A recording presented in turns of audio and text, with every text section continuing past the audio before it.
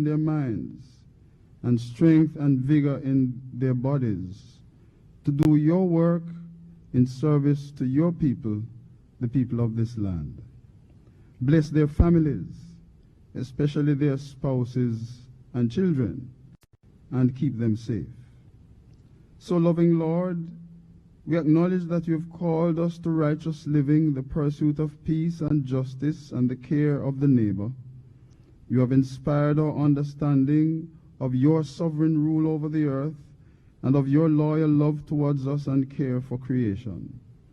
May these truths guide the thoughts, words, and deeds of the members of this chamber, so that Jamaica may, under God, increase in beauty, fellowship, and prosperity, and play her part in advancing the welfare of the whole human race.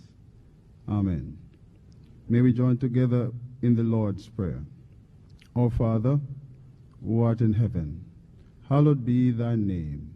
Thy kingdom come, thy will be done on earth as it is in heaven. Give us this day our daily bread, and forgive us our trespasses, as we forgive those that trespass against us. And lead us not into temptation, but deliver us from evil. For thine is the kingdom, the power, and the glory, forever and ever. Amen. The Lord bless you and keep you. The Lord make his face shine upon you and be gracious to you. May the Lord lift the light of his countenance upon you and give you peace. Amen.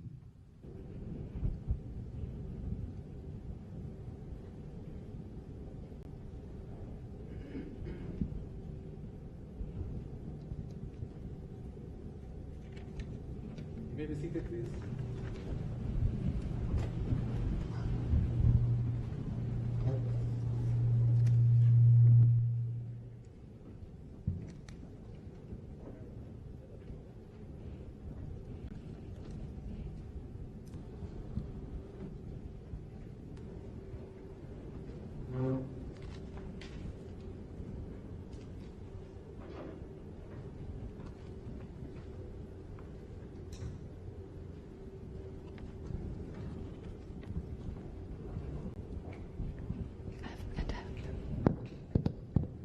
Check.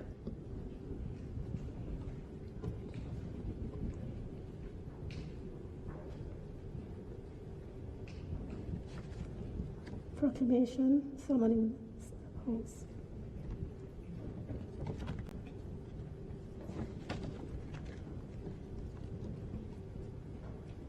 By His Excellency the Most Honorable Sir Patrick Linton Allen, Member of Order of the Nation, Knight Grand Cross of the Most Distinguished Order of St. Michael and St. George, Commander of the Order of Distinction, Knight of Grace of the Most Venerable Order of the Hospital of St. John of Jerusalem, Governor General of Jamaica, P.L. Allen, Governor General.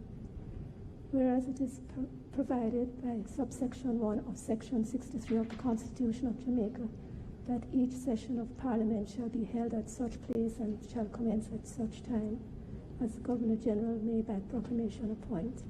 And whereas it is expedient that a session of the Parliament of Jamaica should be held at such place and commence at such time as shall hereinafter appear. Now therefore I, Patrick Linton Allen, Member of the Order of the Nation, Knight Grand Cross of the Most Distinguished Order of St. Michael and St. George, Commander of the Order of Distinction, Knight of Grace of the Most Venerable Order of the Hospital of St. John of Jerusalem, Governor General of Jamaica, in exercise of the power conferred on me by Section 1 of Section 63 of the Constitution of Jamaica, do hereby proclaim and make known that a session of the Parliament of Jamaica shall be held at the Jamaica Conference Center in the parish of Kingston on the 15th day of September 2020, commencing at 11 o'clock a.m. in respect of the Senate and House of Representatives. Given under my hand and the broad seal of Jamaica at King's House this 14th day of September in the year of our Lord 2020 and 69th year of the reign of Her Majesty Queen Elizabeth II. God save the Queen.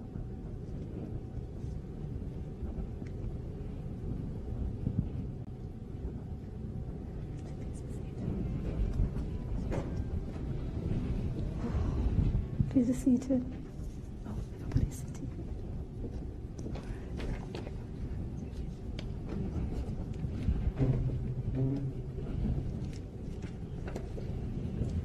I now call upon members of this House to elect from among you one not being a minister or parliamentary secretary to be the Speaker of the House of Representatives. Are there any nominations? Madam Clerk, I nominate Mrs. Dalrymple, Mrs. Marissa Dalrymple Filbert, to be the Speaker of the House. Mrs. Dalrymple Filbert has been nominated and second. Oh, there's that. I second that nomination. Thank you, Mr. Dr. Phillips. This motion has been seconded, given and seconded by the Leader of the Opposition. Mrs. Marissa Dalrymple Filbert has been nominated and seconded. Are there any further nominees or nominations? Are there any further nominations? There being no other nominations, I have the honor of declaring Mrs. Marissa Dalrymple Filbert as the Speaker of the House of Representatives.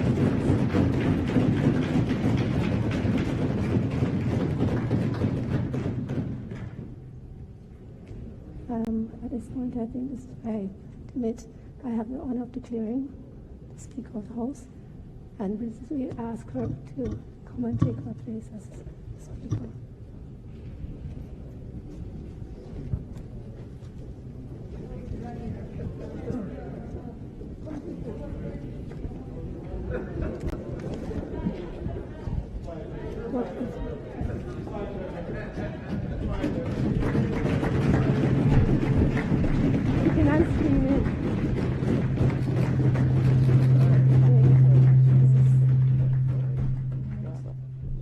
I'm going to invite you to swear in some members, both of Deputy Speaker. The Deputy Speaker. And that falls to you too. No. Okay.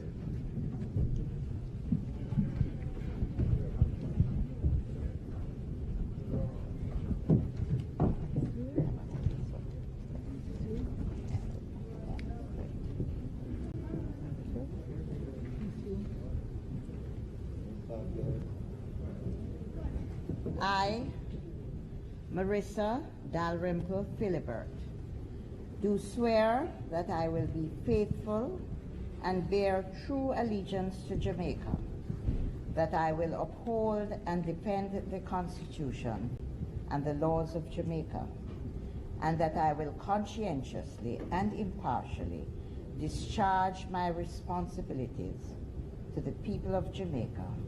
So help me God. Yeah. On my own pen, whether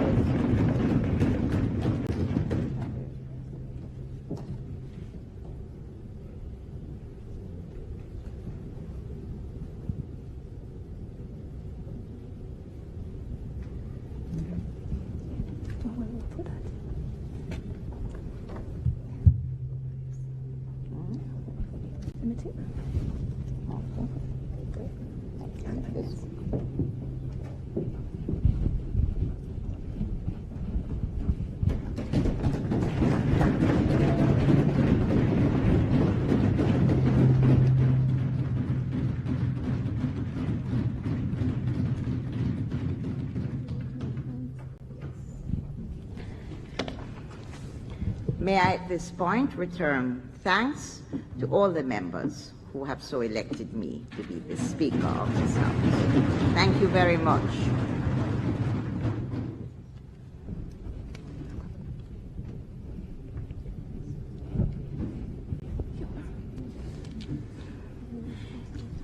Madam Clerk, I would like to invite nominations for the Deputy Speaker of the House of Parliament.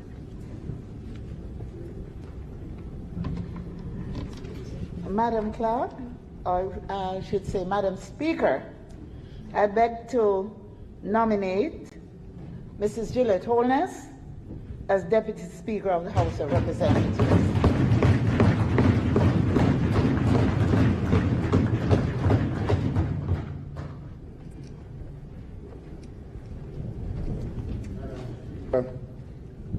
second that nomination.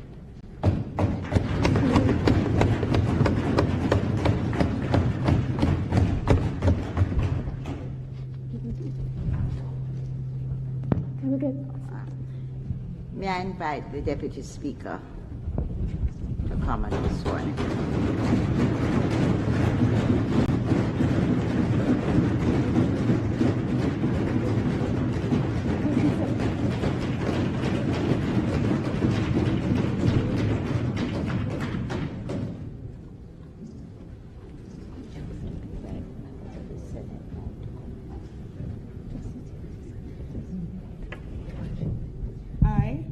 Juliet Anne-Marie Holness, do solemnly, sincerely, and truly declare and affirm that I will be faithful and bear true allegiance to Jamaica, that I will uphold and defend the Constitution and the laws of Jamaica, and that I will conscientiously and impartially discharge my responsibilities to the people of Jamaica.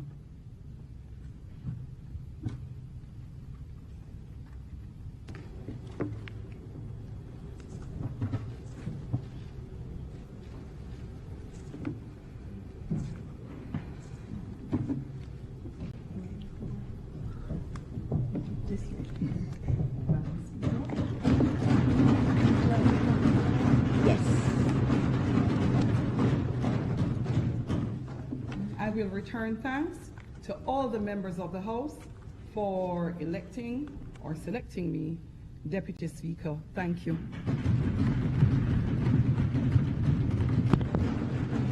Madam Clerk, would you please invite the members of the Senate to sit within the bar of this House to witness the swearing in of all members.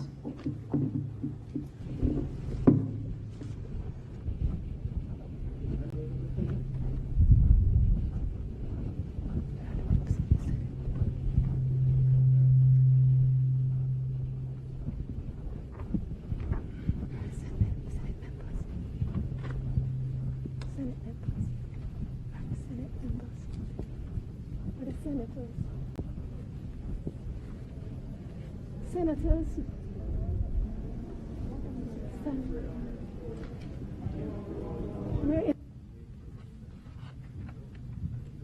we're inviting the senators.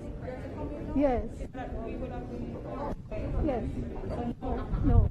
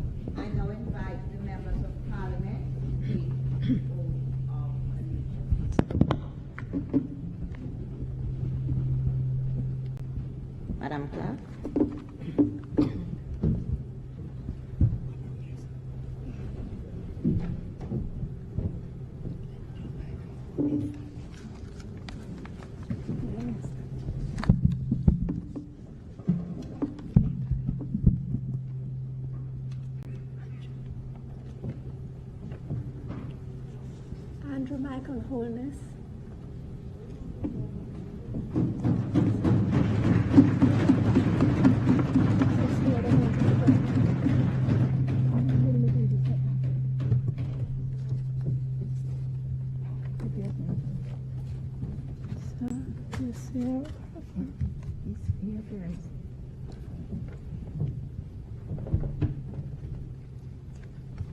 I, Andrew Michael Holness, do solemnly, sincerely, and truly declare and affirm that I will be faithful and bear true allegiance to Jamaica, that I will uphold and defend the Constitution and the laws of Jamaica, and that I will conscientiously and impartially discharge my responsibilities to the people of Jamaica.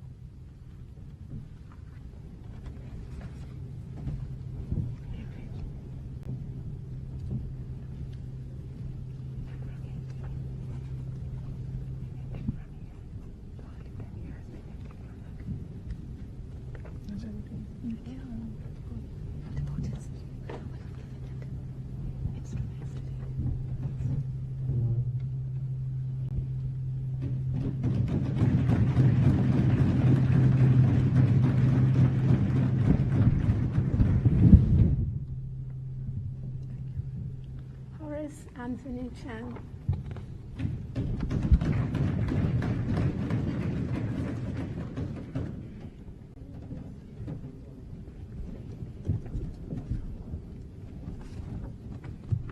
I, Horace Anthony Chang, do swear that I will be faithful and bear true allegiance to Jamaica, that I will uphold and defend the Constitution and the laws of Jamaica, that I will conscientiously and impartially discharge my responsibilities to the people of Jamaica. So help me God. Edmund Curtis. Oh.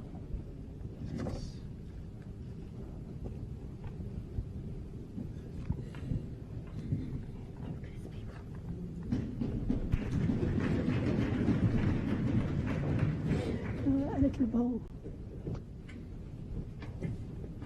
Edmund Curtis Bartlett.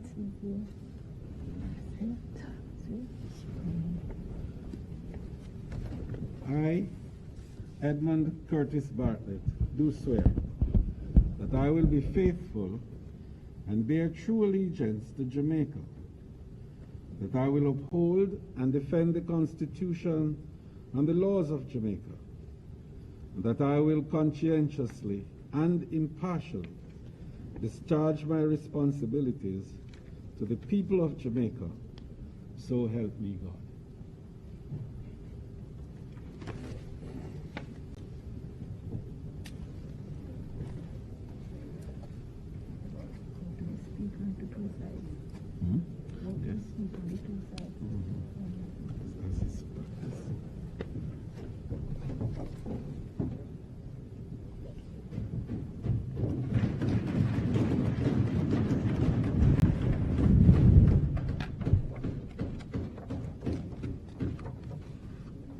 Nigel Andrew Lincoln Clark.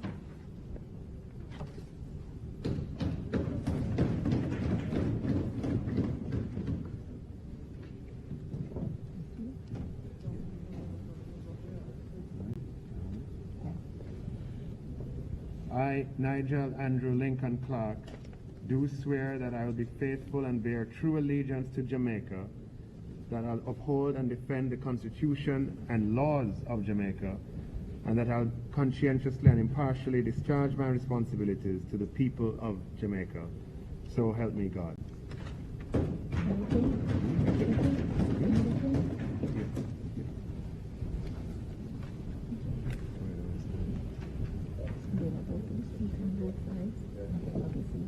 What do you mean on both sides?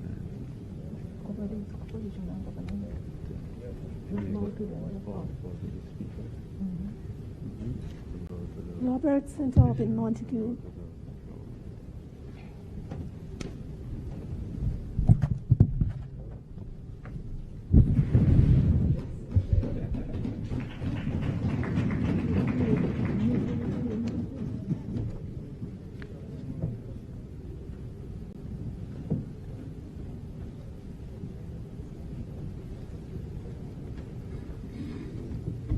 I, Robert St. Aubin Montague, do swear that I will be faithful and bear true allegiance to Jamaica, and that I will uphold and defend the Constitution and the laws of Jamaica, and that I will conscientiously and impartially discharge my responsibilities to the people of Jamaica. So help me God.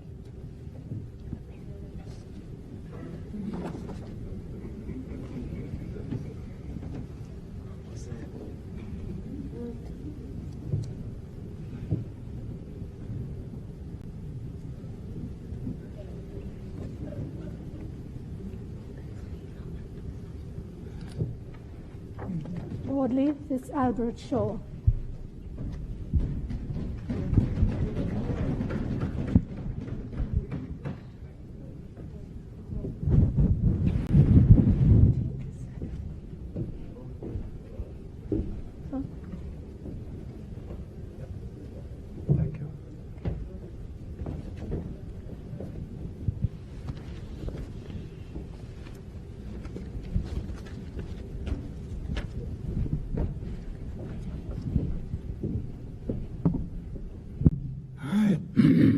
I, Audley Fitzalbert Shaw, do swear that I will be faithful and bear true allegiance to Jamaica, that I will uphold and defend the Constitution and the laws of Jamaica, and that I will conscientiously and impartially discharge my responsibilities to the people of Jamaica.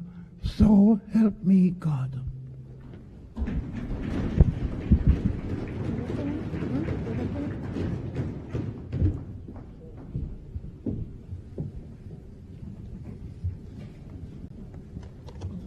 Thank you.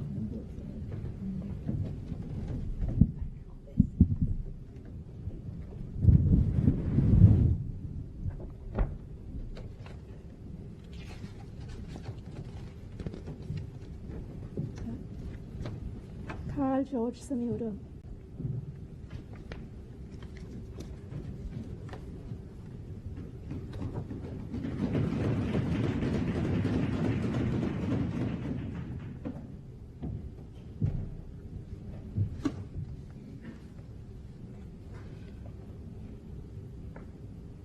I, Carl George Samuda, do swear that I will be faithful and bear true allegiance to Jamaica, and that I will uphold and defend the Constitution and the laws of Jamaica, and that I will conscientiously and impartially discharge my responsibilities to the people of Jamaica. So help me God.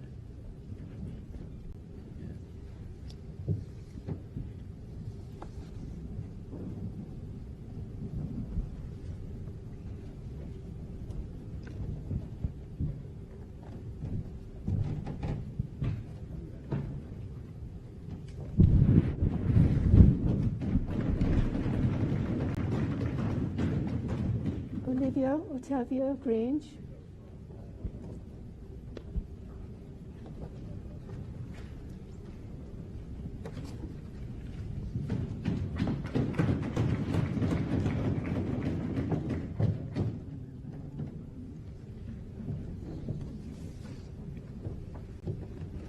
I, Olivia Otavia Grange, do solemnly, sincerely, and truly declare and affirm that I will be faithful and bear true allegiance to Jamaica, that I will uphold and defend the Constitution and the laws of Jamaica, and that I will conscientiously and impartially discharge my responsibilities to the people of Jamaica.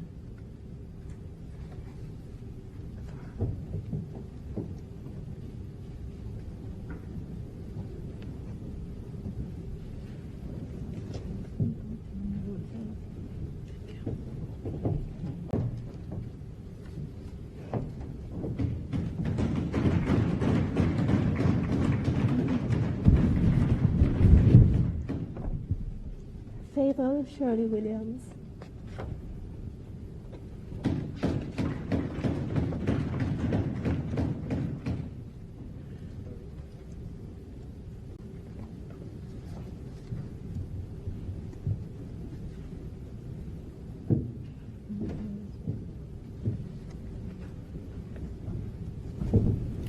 I, Fayval Shirley Williams, do swear that I will be faithful and bear true allegiance to Jamaica, that I will uphold and defend the Constitution and the laws of Jamaica, and that I will conscientiously and impartially discharge my responsibilities to the people of Jamaica.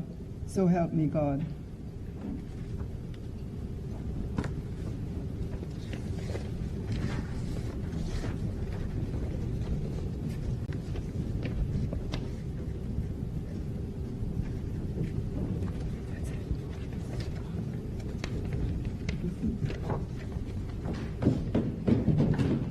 Christopher Charles Tufton.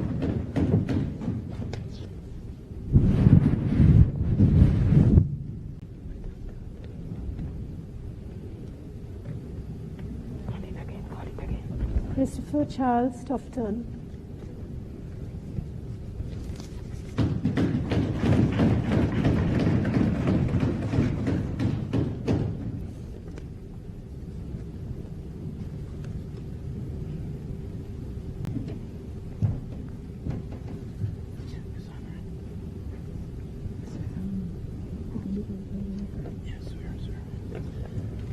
I, Christopher Charles Tufton, do swear that I will fulfill and bear true allegiance to Jamaica, that I will uphold and defend the Constitution and the laws of Jamaica, and that I will conscientiously and impartially discharge my responsibilities to the people of Jamaica. So help me God.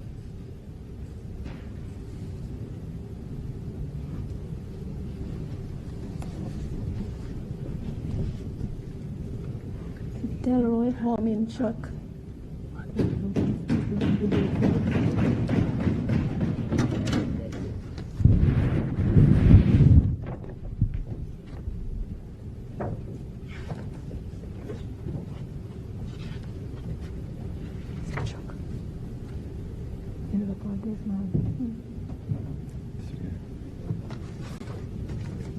Desmond Anthony.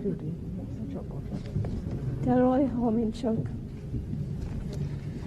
I, Delroy Horminchuk, do swear that I will be faithful and bear true allegiance to Jamaica, that I will uphold and defend the Constitution and the laws of Jamaica, and that I will conscientiously and impartially discharge my responsibilities to the people of Jamaica. So help me God.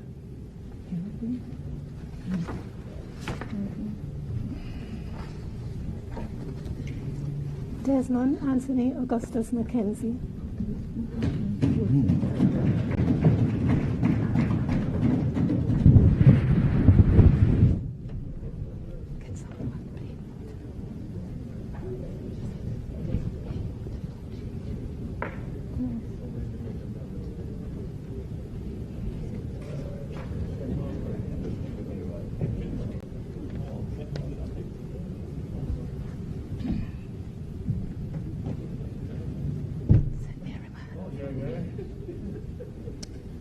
I, Desmond Anthony Augustus Mackenzie, do swear that I will be faithful and bear true allegiance to Jamaica, and that I will uphold and defend the Constitution and laws of Jamaica, and that I will conscientiously and impartially discharge my responsibilities to the people of Jamaica. So help me God.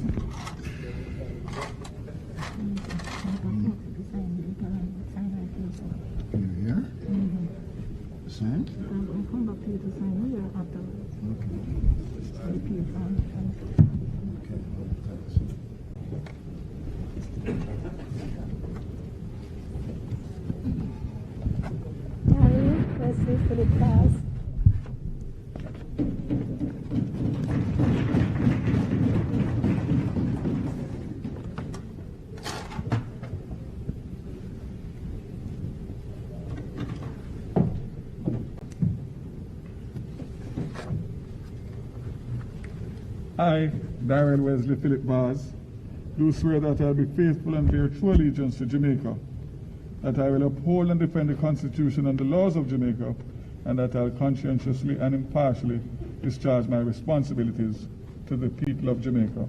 So help me God.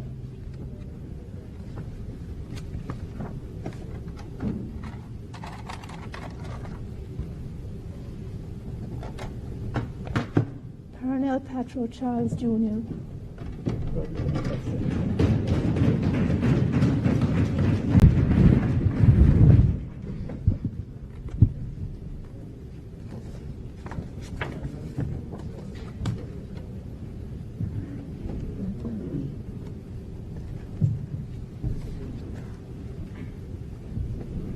I, Colonel Patrick Charles Jr., do solemnly, sincerely, and truly declare and affirm that I will be faithful and bear true allegiance to Jamaica, that I will uphold and defend the Constitution and the laws of Jamaica, and that I will conscientiously and impartially discharge my responsibilities to the people of Jamaica.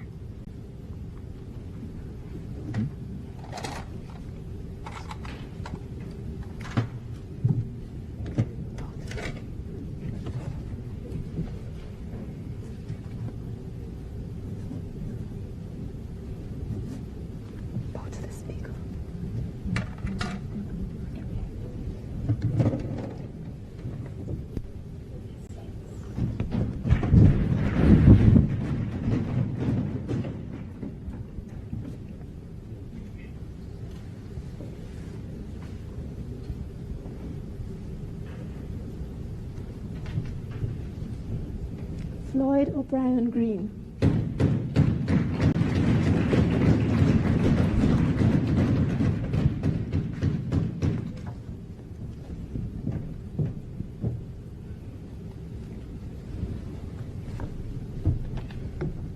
I, Floyd O'Brien Green, do swear that I will be faithful and bear true allegiance to Jamaica, that I will uphold and defend the Constitution and the laws of Jamaica, and that I will conscientiously and impartially discharge my responsibilities to the people of Jamaica. So help me God.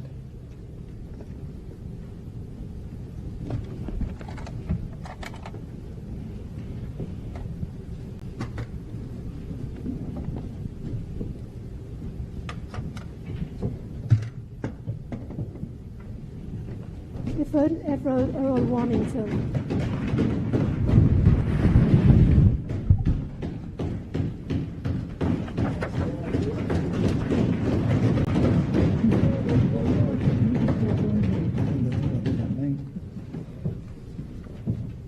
I, Clifford Everald Errol Warmington, do swear that I will be faithful and bear true allegiance to Jamaica, that I will uphold and defend the Constitution and laws of Jamaica, and that I will conscientiously and impartially discharge my responsibilities to the people of Jamaica. So help me God. Marlene Patricia. No, I don't sign yet. Oh, I'm sorry. So sorry. You must pay attention.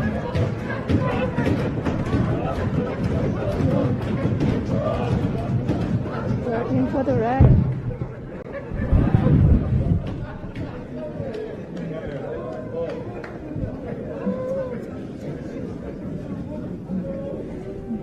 Marlene Patricia Malihu Fort.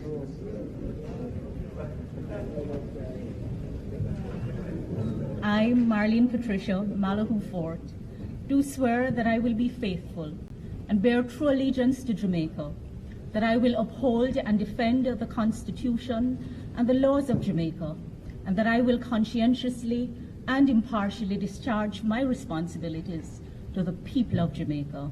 So help me God.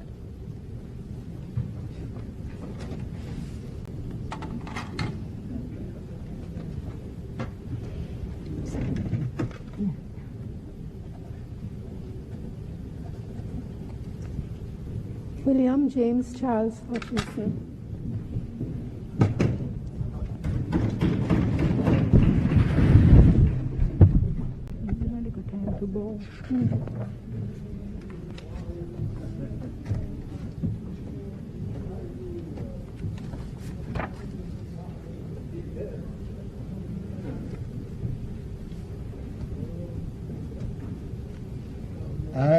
William James Charles Hutchinson, do swear that I will be faithful and bear true allegiance to Jamaica, that I will uphold and defend the Constitution and the laws of Jamaica, and that I will conscientiously and impartially discharge my responsibilities to the people of Jamaica.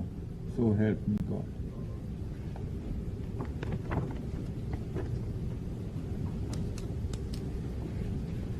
Mr. Xavier Tay's name.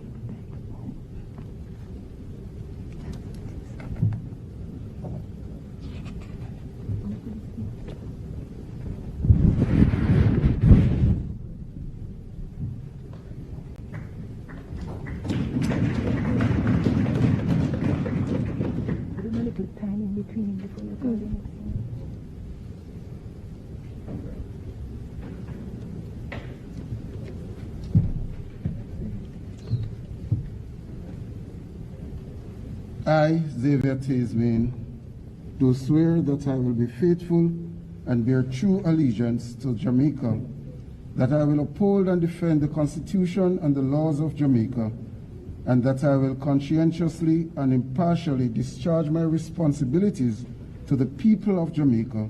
So help me God. Orlando Nathaniel Terrelong.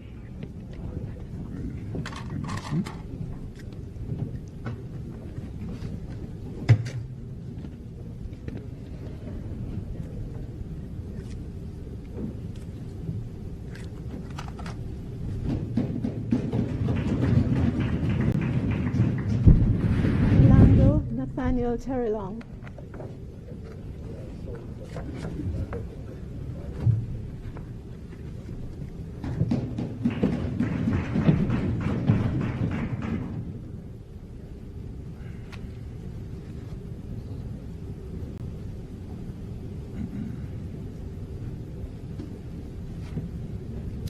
I, Orlando Nathaniel Terrelong, do swear that I will be faithful and bear true allegiance to Jamaica, that I will uphold and defend the Constitution and laws of Jamaica, and that I will conscientiously and impartially discharge my responsibilities to the people of Jamaica.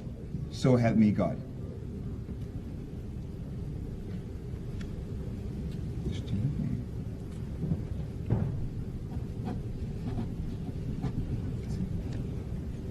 Juliet Samantha Cuthbert Flynn.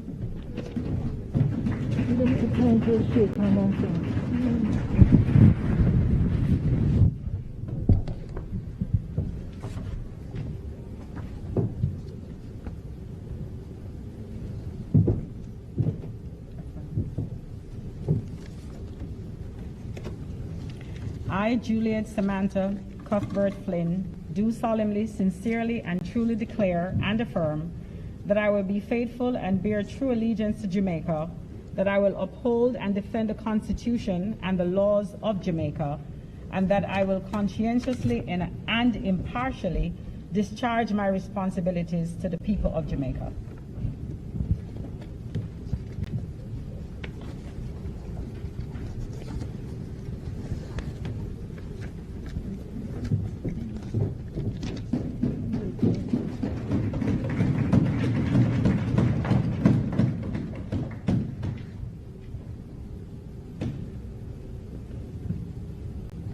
Norman Alexander Dunn.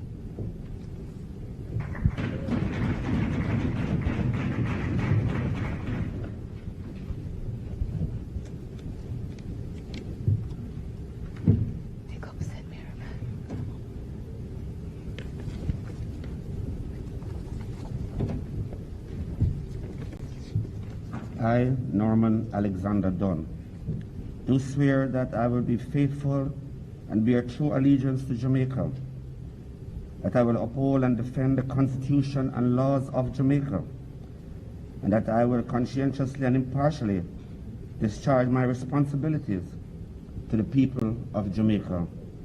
So help me God.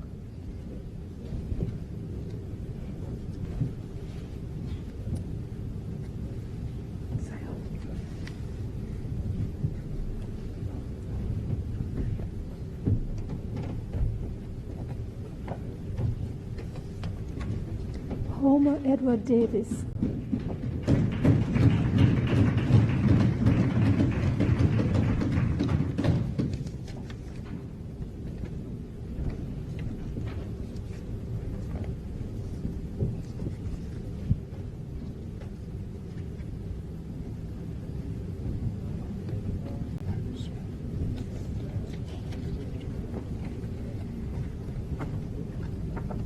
I, Homer Edward Davis, do swear that I will be faithful and bear true allegiance to Jamaica, and I will uphold and defend the Constitution and the laws of Jamaica, and that I will conscientiously and impartially discharge my responsibilities to the people of Jamaica. So help me God.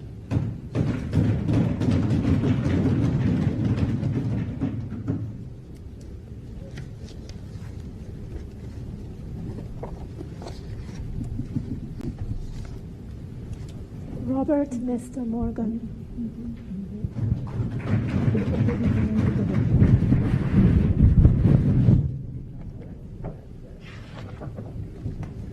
Robert Nestor Morgan.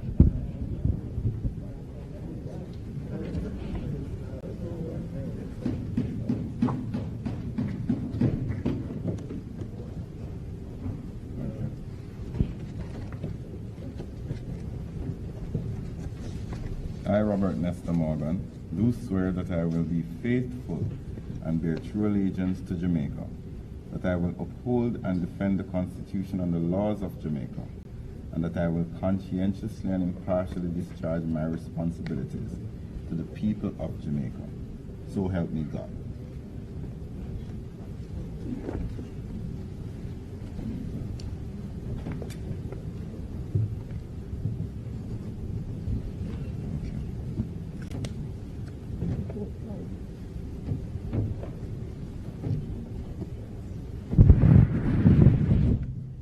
Marshall Leonard Smith.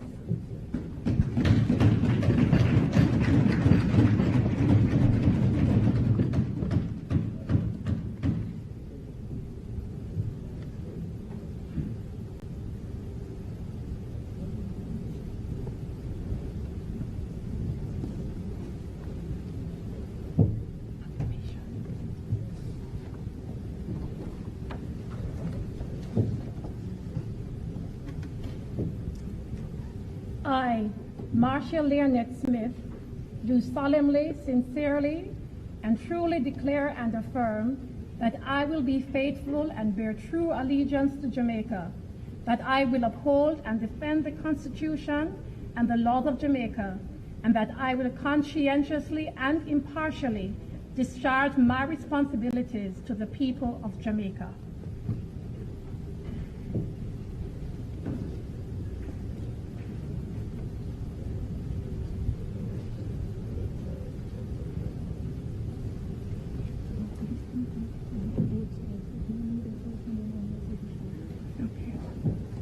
Dave Hume Brown.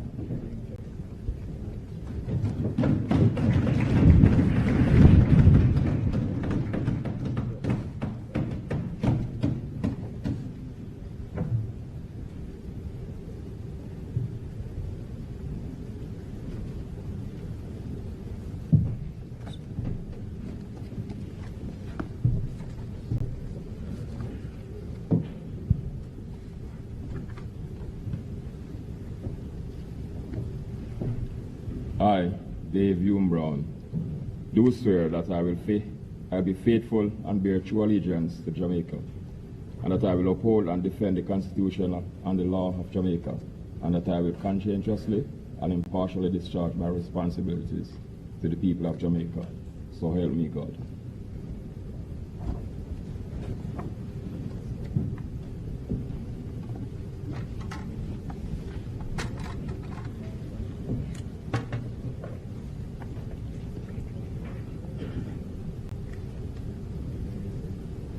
Angela Rosemary Brown Burke.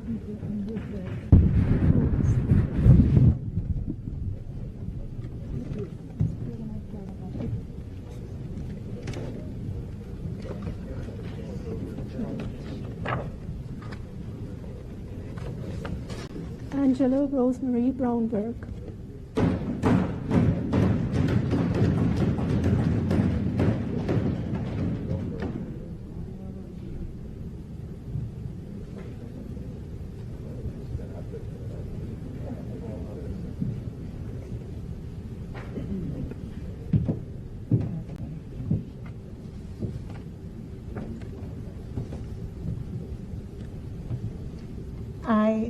I, Angela Rosemary Brownberg, do solemnly and sincerely truly declare and affirm that I will be faithful and bear true allegiance to Jamaica, that I will uphold and defend the Constitution and the laws of Jamaica, and that I will conscientiously and impartially discharge my responsibilities to the people of Jamaica.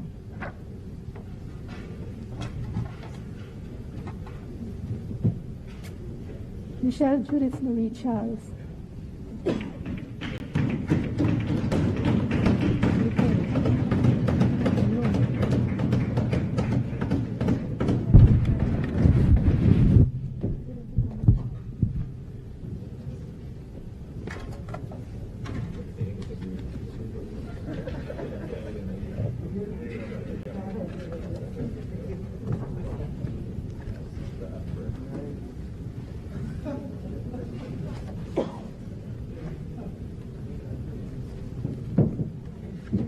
Michelle Judith Marie Charles.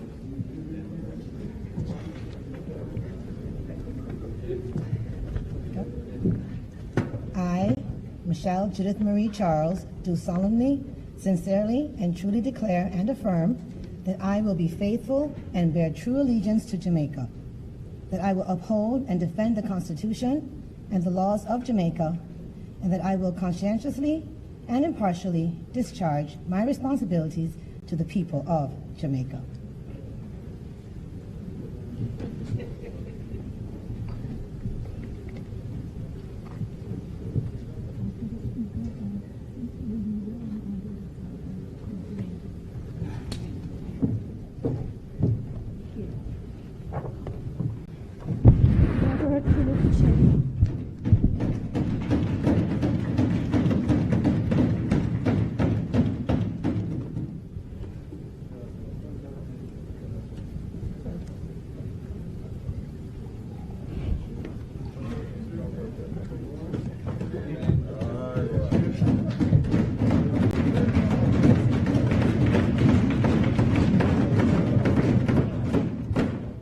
I, Robert Philip Chin, do swear that I will be faithful and bear true allegiance to Jamaica, and that I will uphold and defend the Constitution and laws of Jamaica, and that I will conscientiously and impartially discharge my responsibilities to the people of Jamaica. So help me God.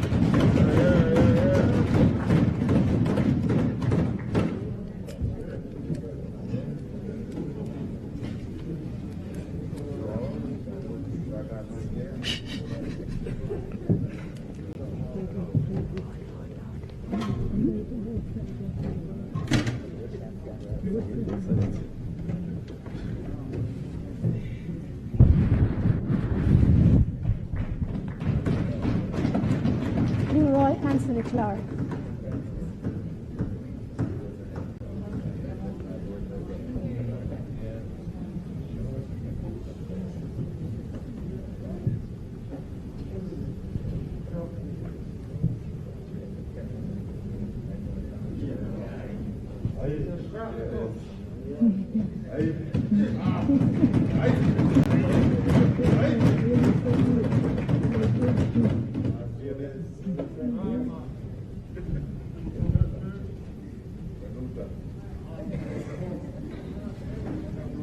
I, Leroy Anthony Clark, do swear that I will be faithful and bear true allegiance to Jamaica, that I will uphold and defend the Constitution and the laws of Jamaica, and that I will conscientiously and impartially discharge my responsibility to the people of Jamaica. So help me God.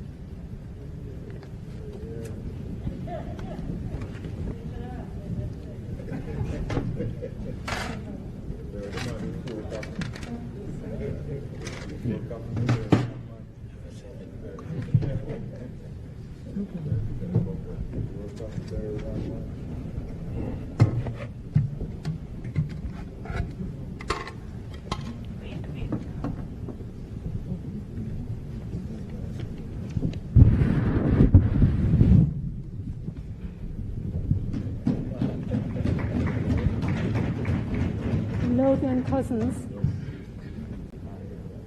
Lothian Cousins.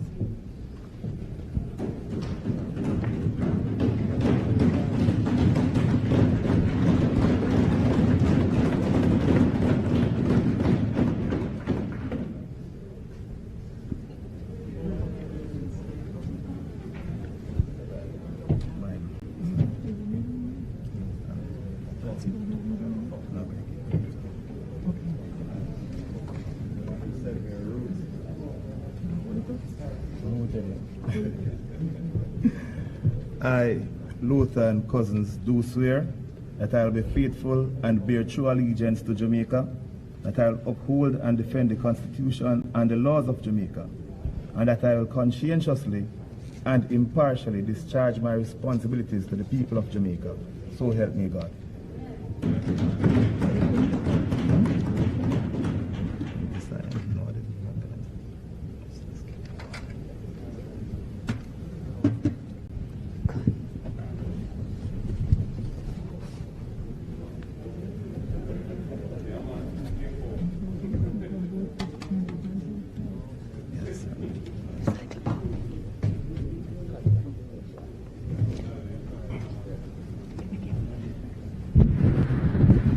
Moy Crawford.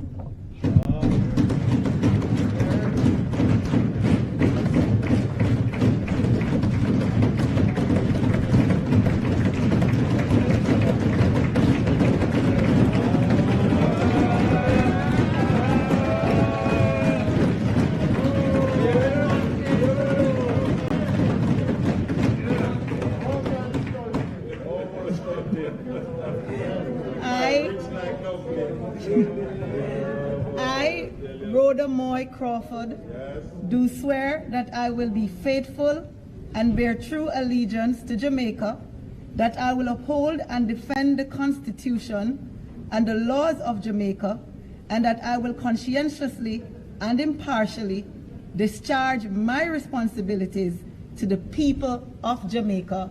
So help me God.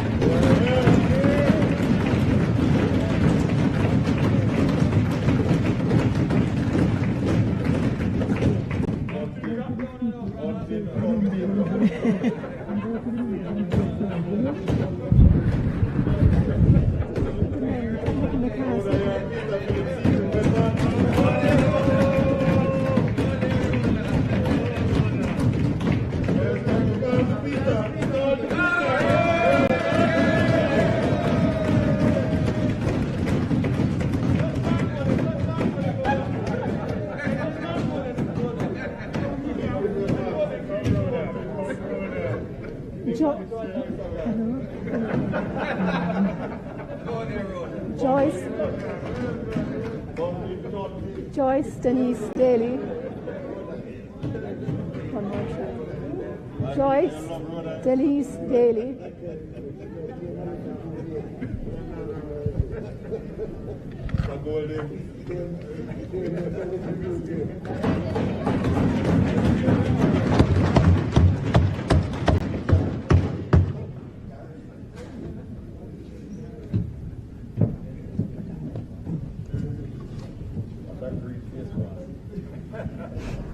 I, Joyce Denise Daly, do swear that I will be faithful and bear true allegiance to Jamaica, that I will uphold and defend the Constitution and the laws of Jamaica, and that I will conscientiously and impartially discharge my responsibilities to the people of Jamaica.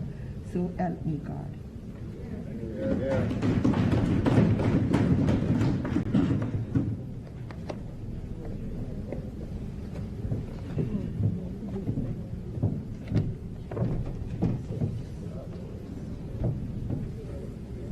Tamika Yolande Davis.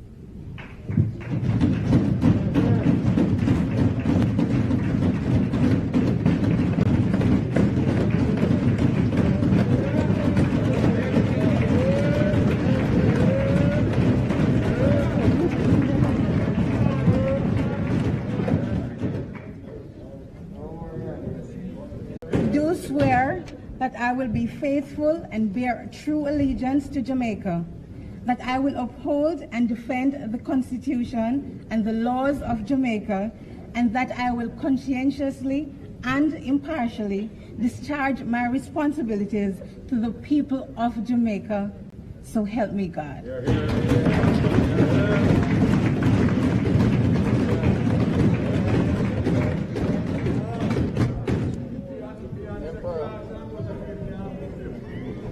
Mr. Mark?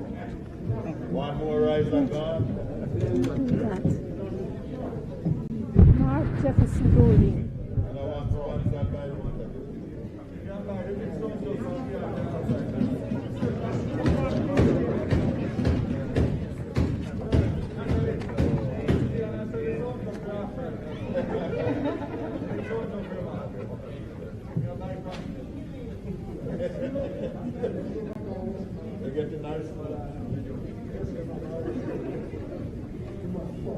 Look how Pino you're nice. Look on the right. Yeah, man. Look on the right. Mark Jefferson Golding. And this one sweet Peter Phillips. Mark Jefferson Golding.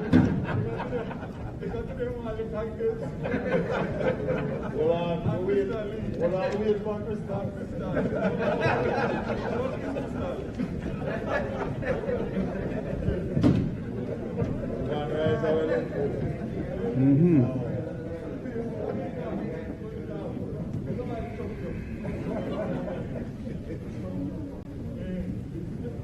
I, Mark Jefferson Golding, do swear that I will be faithful and bear true allegiance to Jamaica, that I will uphold and defend the Constitution and the laws of Jamaica, and that I will conscientiously and impartially discharge my responsibilities to the people of Jamaica, so help me God.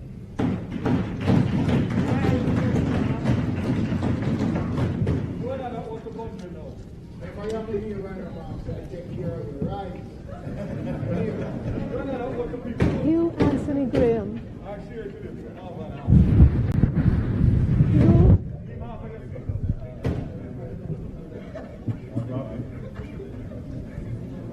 Hugh Anthony Graham. You hearing okay? Are you hearing okay? You're hearing okay. Asking if you're hearing okay.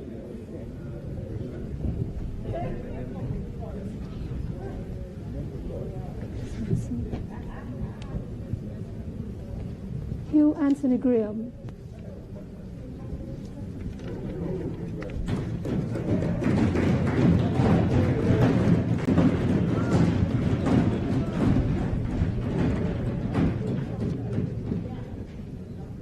Morris Patterson Guy.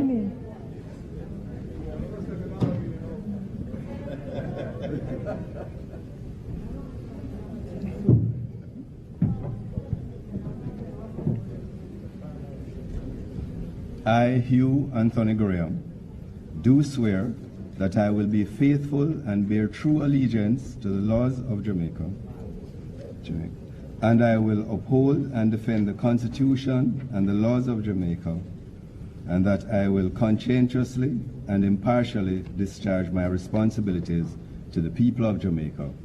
So help me God.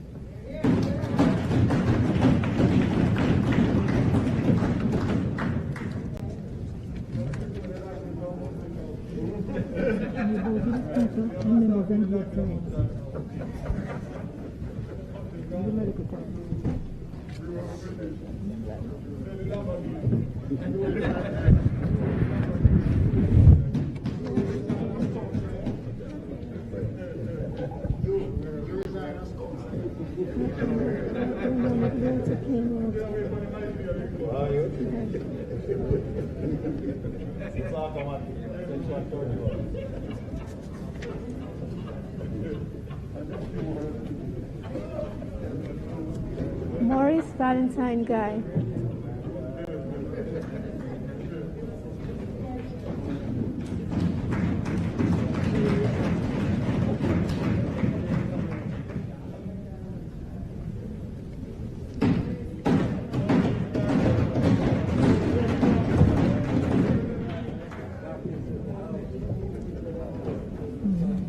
I, Maurice Valentine Guy, do swear that I will be faithful and bear true allegiance to Jamaica, that I will uphold and defend the Constitution and laws of Jamaica, and that I will conscientiously and impartially discharge my responsibilities to the people of Jamaica. So help me God.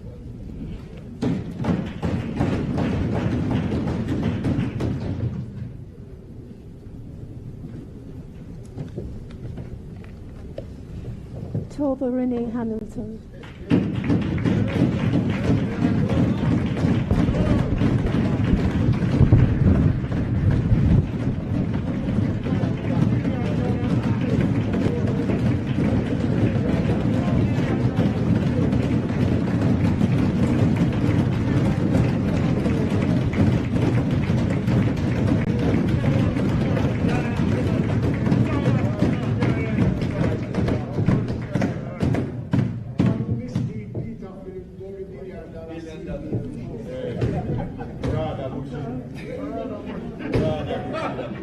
I, Tova Renee Hamilton, do swear that I will be faithful and bear true allegiance to Jamaica, that I will uphold and defend the Constitution and the laws of Jamaica, and that I will conscientiously and impartially discharge my responsibilities to the people of Jamaica.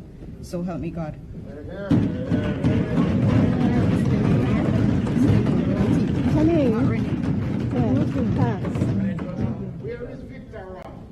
No clue.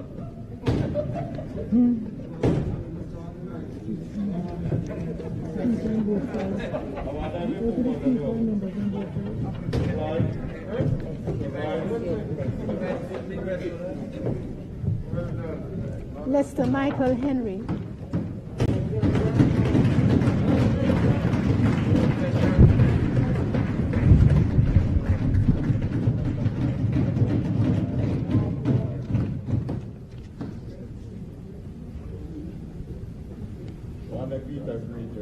The man mislead Peter. Those who mislead Peter in the on the tongue on the wrong side. The wrong side.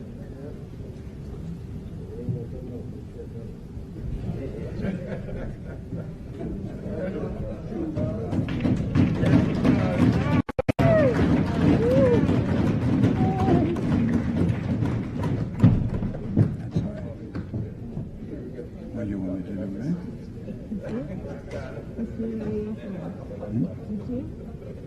Which one? Firm? Okay.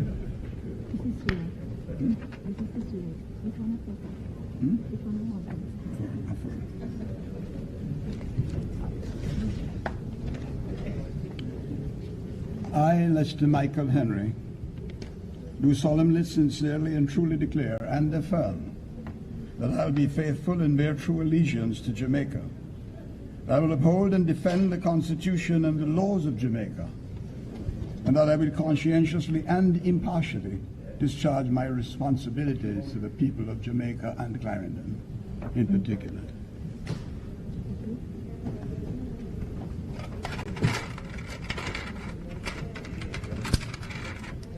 What do you want me to say?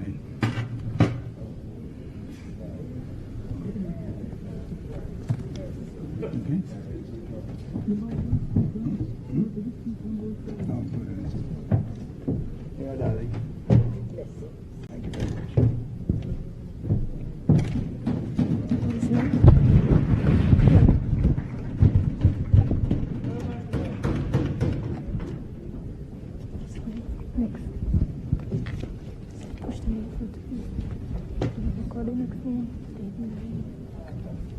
George Anthony Hilton.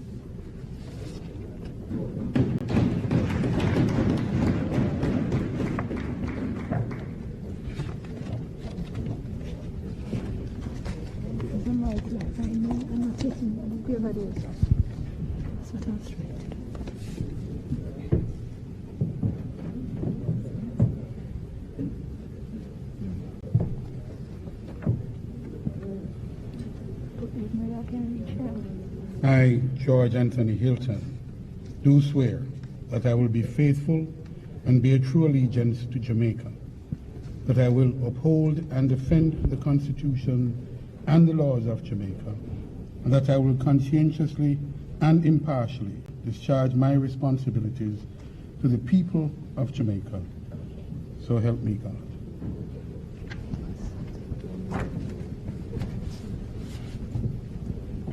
I didn't hear us calling the same.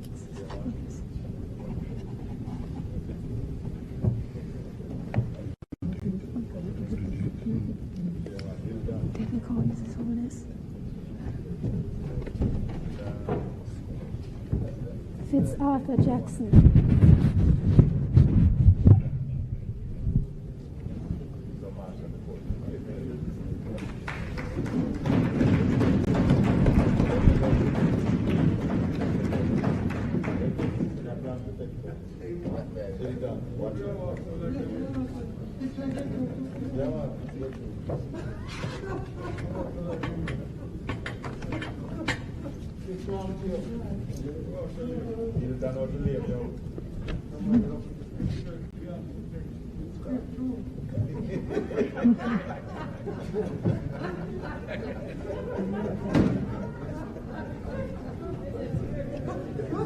I, Fitz Jackson, do swear that I will be faithful and bear true allegiance to Jamaica, that I will uphold and defend the Constitution and the laws of Jamaica, and that I will conscientiously and impartially discharge my responsibilities to the people of Jamaica. So help me God.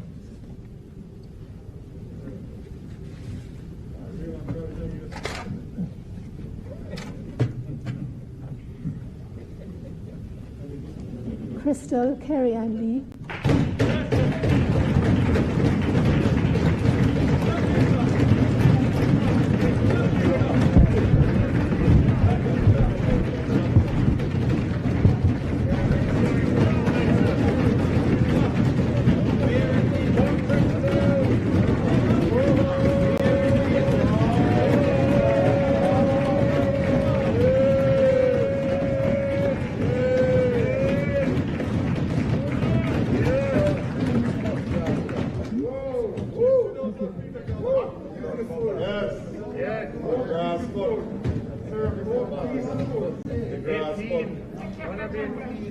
I, Crystal Carrie-Ann Lee, do swear that I'll be faithful and bear true allegiance to Jamaica, and I will uphold and defend the Constitution and the laws of Jamaica, and that I will conscientiously and impartially discharge my responsibilities to the people of Jamaica. So help me God.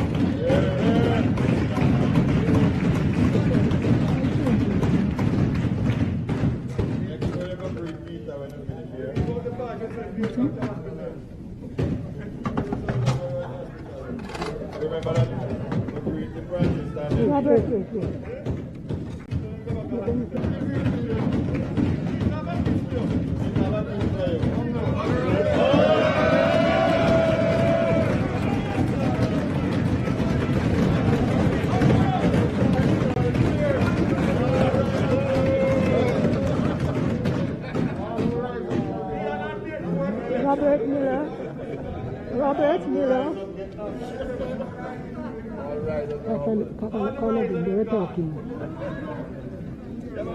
Robert Miller.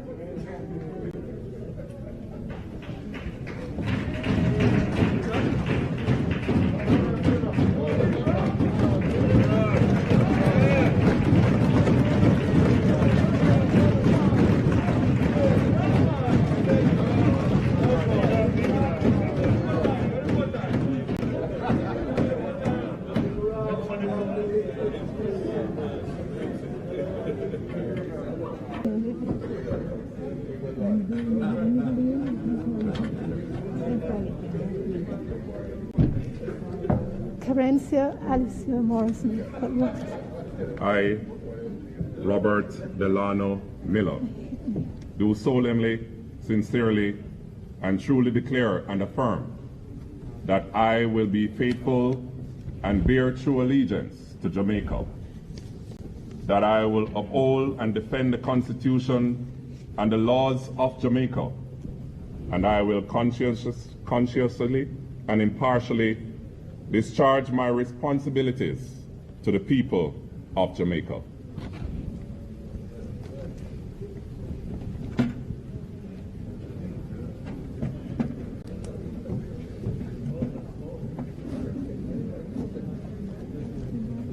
Kerencia Alicia Morrison.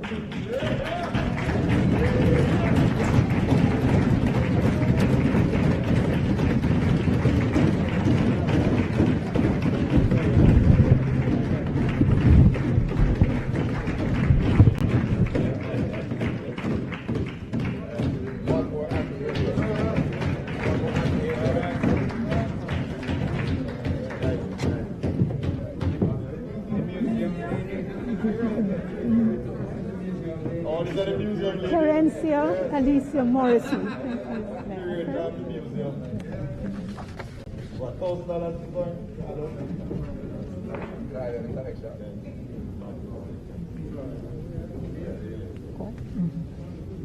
I, Kerencia Alicia Morrison, do solemnly, sincerely, and truly declare and affirm that I will be faithful and bear true allegiance to Jamaica, that I will uphold and defend the Constitution and the laws of Jamaica, and that I will conscientiously and impartially discharge my responsibilities to the people of Jamaica.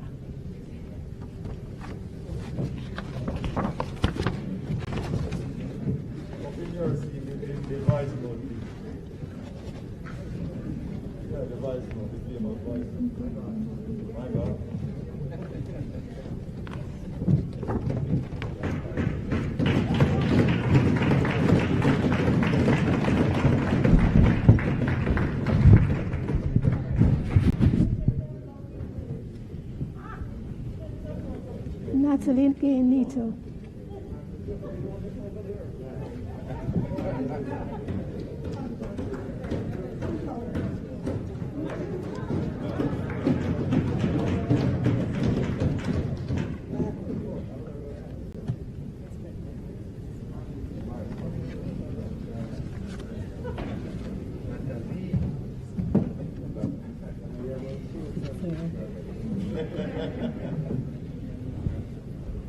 I, Natalie Nito, do swear that I will be faithful and bear true allegiance to Jamaica. That I will uphold and defend the Constitution and the laws of Jamaica, and that I will conscientiously and impartially discharge my responsibilities to the people of Jamaica. So help me God.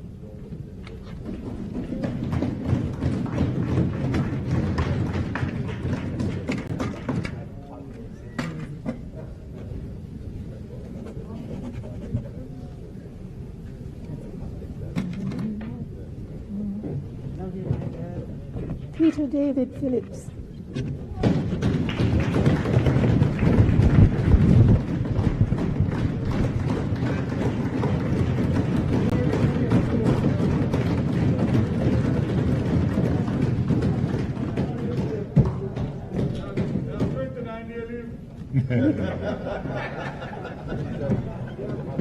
I, Peter David Phillips, do swear that I will be faithful and bear true allegiance to Jamaica, that I will uphold and defend the Constitution and the laws of Jamaica, and that I will conscientiously and impartially discharge my responsibilities to the people of Jamaica, so help me God.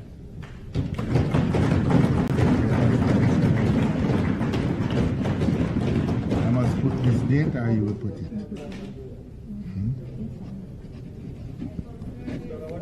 Michael Asher Phillips. Michael Asher Phillips.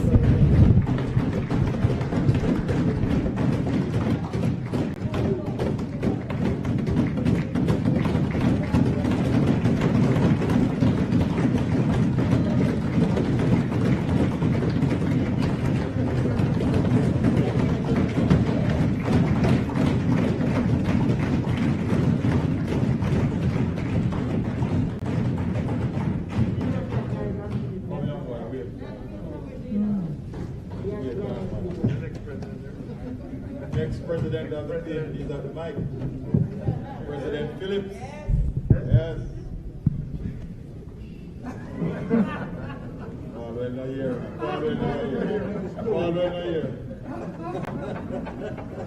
Michael Asher Phillips.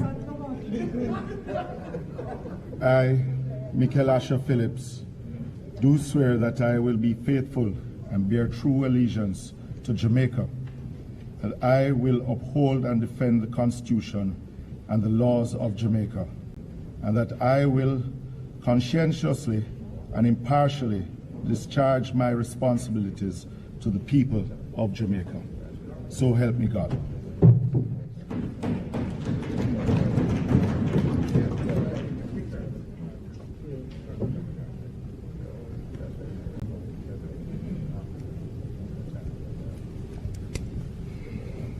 Philip Finney Falwell.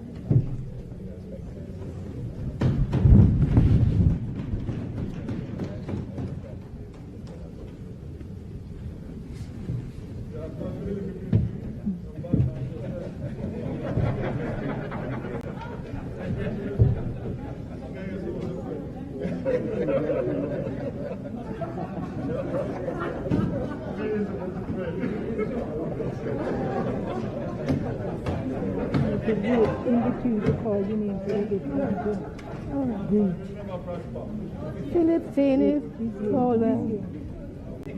He's here.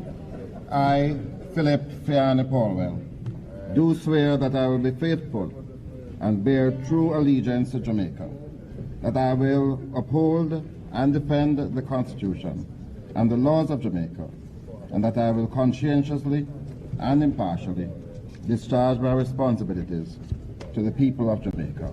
So help me God.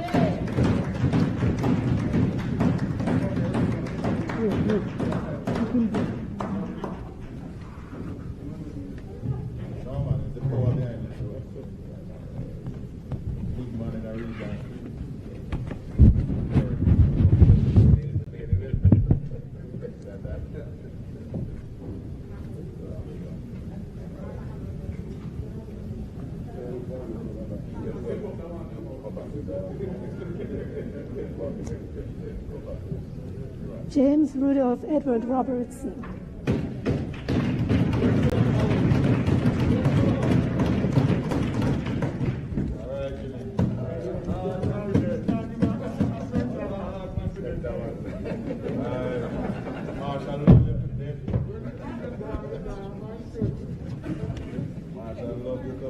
I, James Rudolph Edward Robertson, do swear that I will be faithful and bear true allegiance to Jamaica, and that I will uphold and defend the Constitution and the laws of Jamaica, and that I will conscientiously and impartially discharge my responsibilities to the people of Jamaica.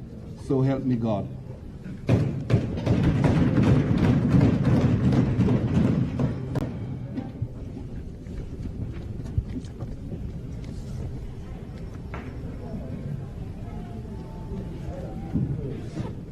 Julian J. Robinson.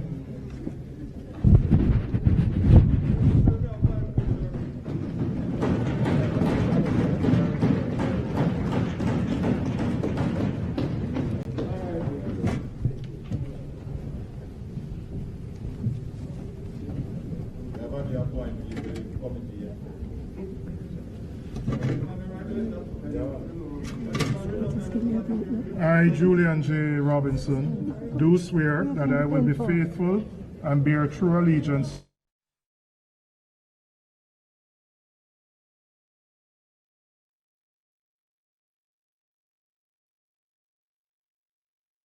to the people of Jamaica. So help me God.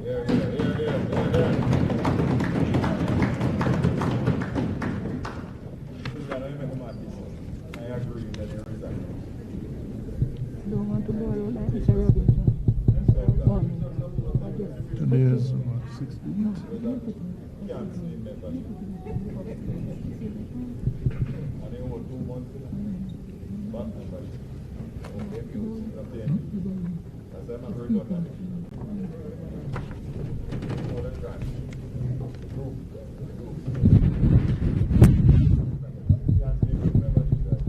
Died Anthony Siblings.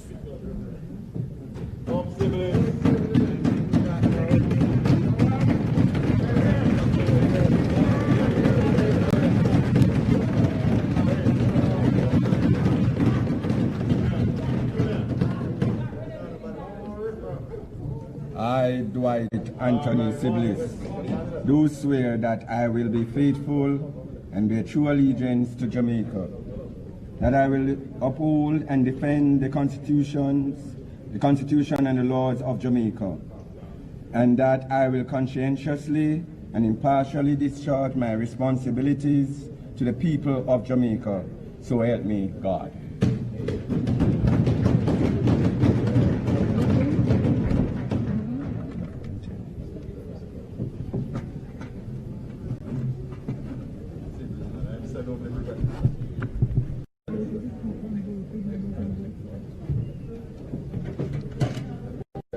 Delroy slowly.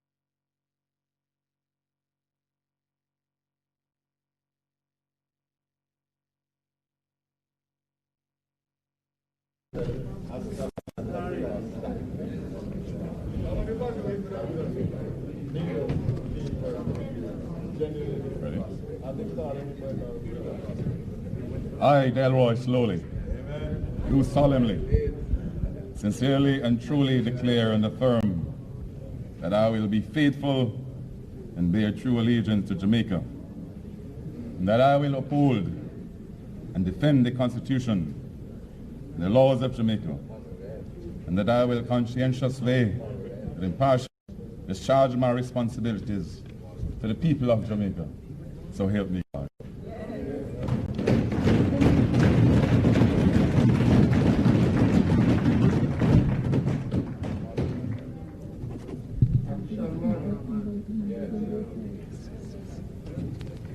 Never wait at all, you saw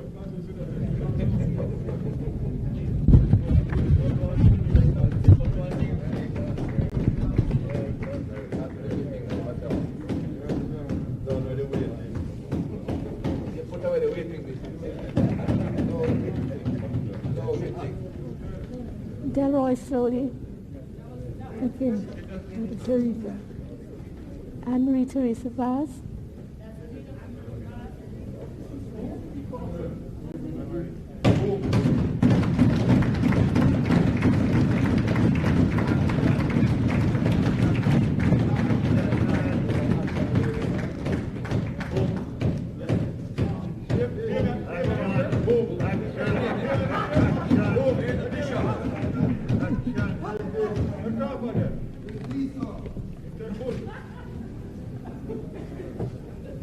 I, Anne-Marie Theresa Vaz, do solemnly, sincerely, and truly declare and affirm that I will be faithful and bear true allegiance to Jamaica. Hold this. That I will uphold and defend the Constitution and laws of Jamaica, and that I will conscientiously and impartially discharge my responsibilities to the people of Jamaica. So help me God.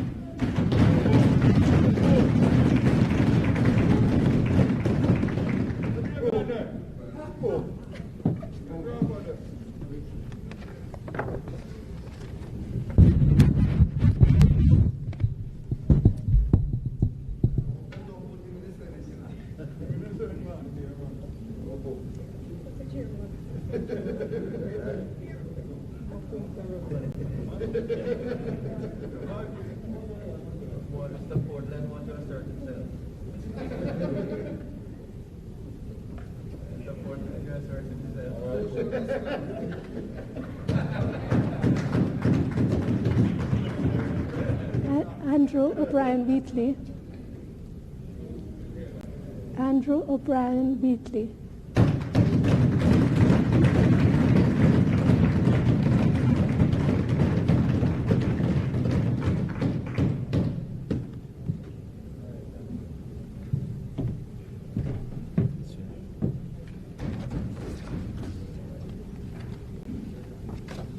I, Andrew O'Brien Wheatley, do swear that I will be faithful and bear true allegiance to Jamaica, that I will uphold and defend the Constitution and the laws of Jamaica, and that I will conscientiously and impartially discharge my responsibilities to the people of Jamaica.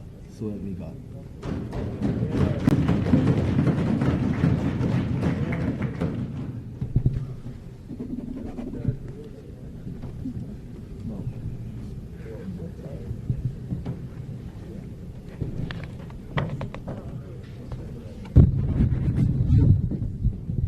Donovan St. Leger Williams.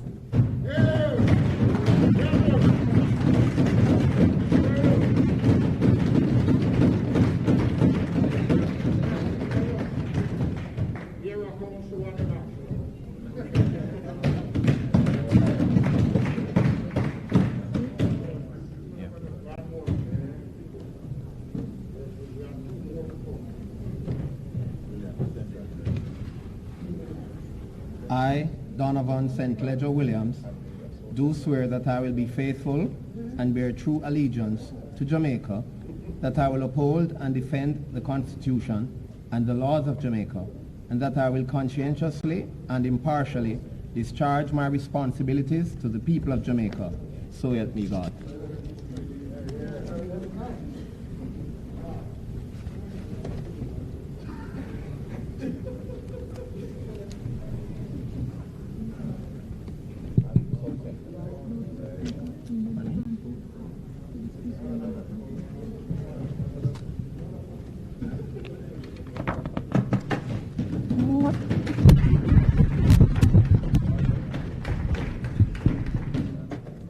Morland Agri Wilson.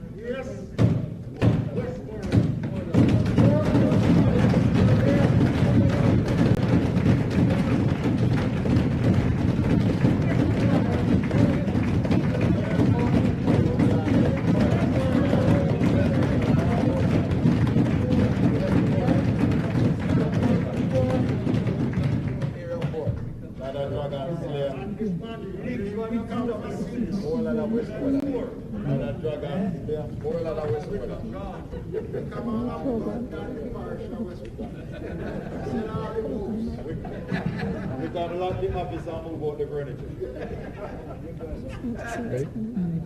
I, Moreland Wilson, do swear that I will be faithful and bear true allegiance to Jamaica, that I will uphold and defend the Constitution and the laws of Jamaica, and that I will conscientiously and impartially discharge my responsibilities to the people of Jamaica. So help me God.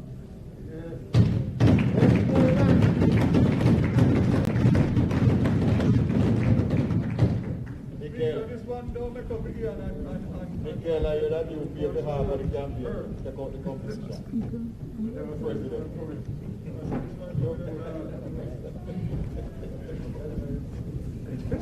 President.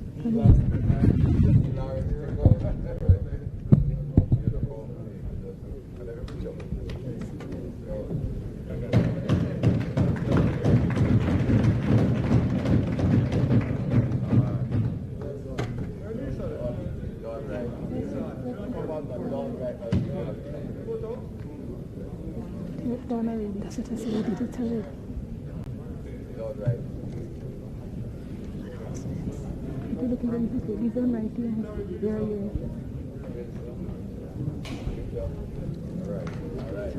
Franklin Robert Whittle.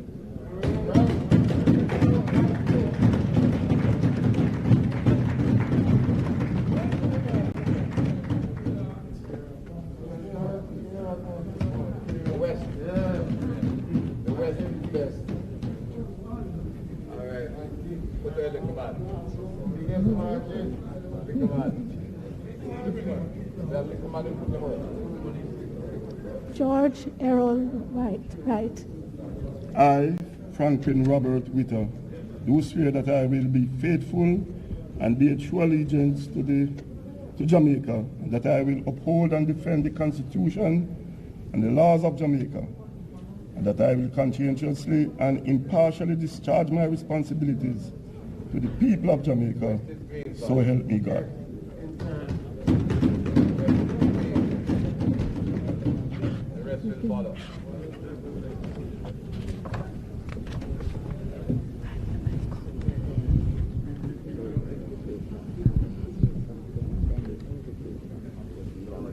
remember that we have to swear. We have to be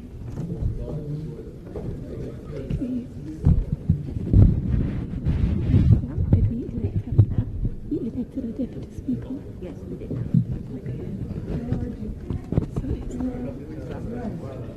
Address the parliament. Right.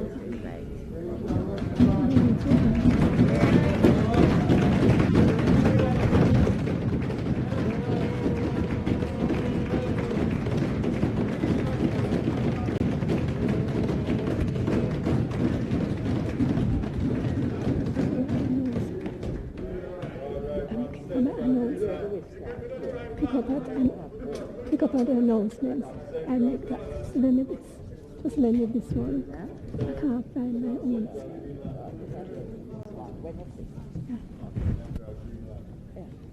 I, George Errol Wright, do swear that I will faithfully and bear true allegiance to Jamaica, that I will uphold and defend the Constitution and laws of Jamaica, and that I will conscientiously and impartially discharge my responsibility to the people of Jamaica. So help me God.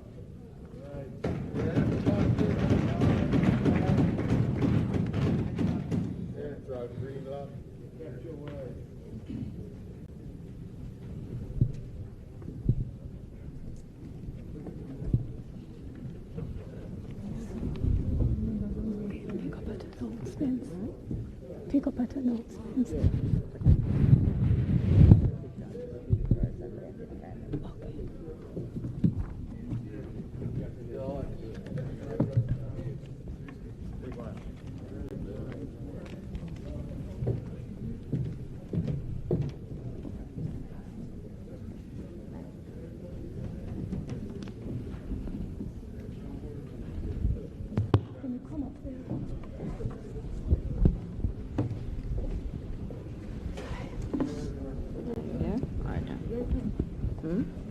Yes, thank you.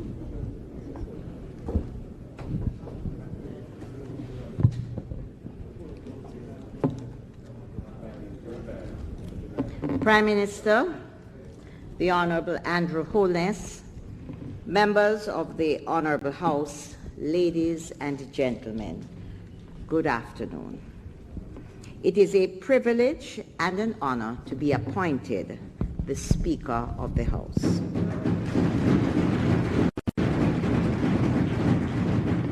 Indeed, I'm very humbled by the Prime Minister's vote of confidence, and I'm also very grateful to my family and my friends for their support.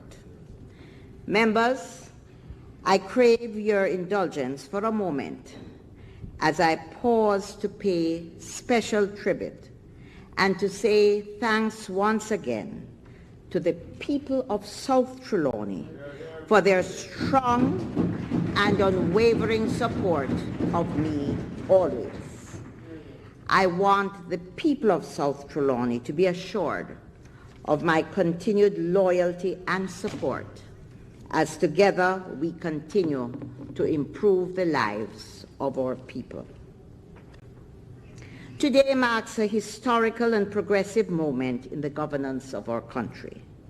We have the largest parliament of female members that will be representing our country for the term ahead. So at this point, I want to welcome all returning members of Parliament, or new members, and in particular, to congratulate and welcome all the new female members of the House.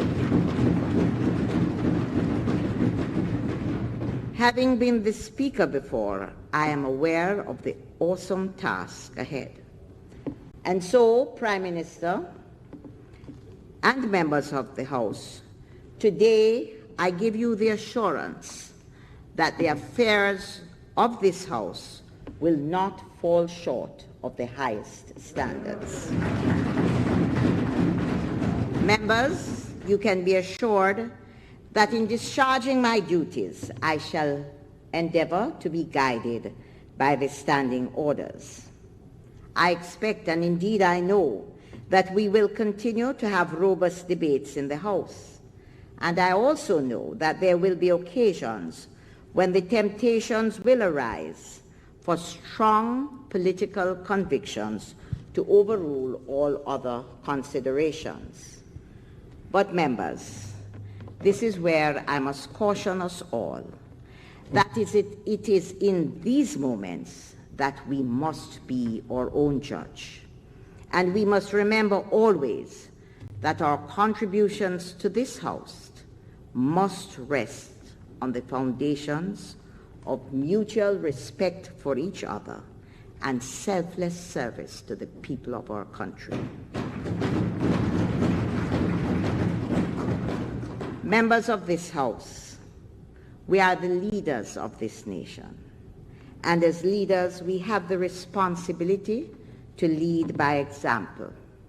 Our children, our young adults, our men and women in this blessed country, Jamaica, are expecting the highest standard of conduct from us.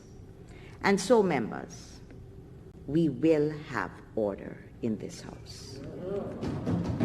We will be respectful. We will not hesitate to represent our country in the best possible way.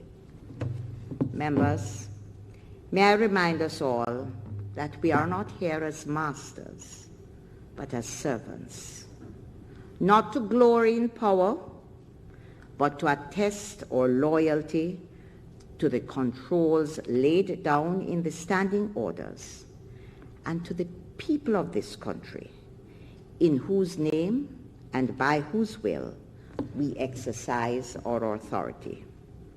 Let us therefore not trust to human efforts alone, but humbly acknowledge the power and the goodness of Almighty God. As I close, let us sincerely reflect on the second verse of the national anthem. Teach us true respect for all.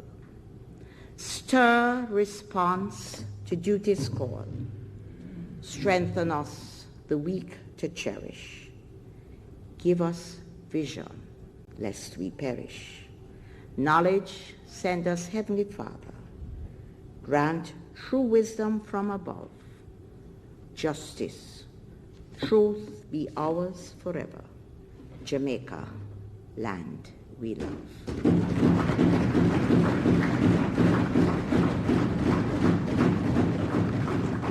At this time, I would like to invite the Leader of the Opposition to address the Parliament.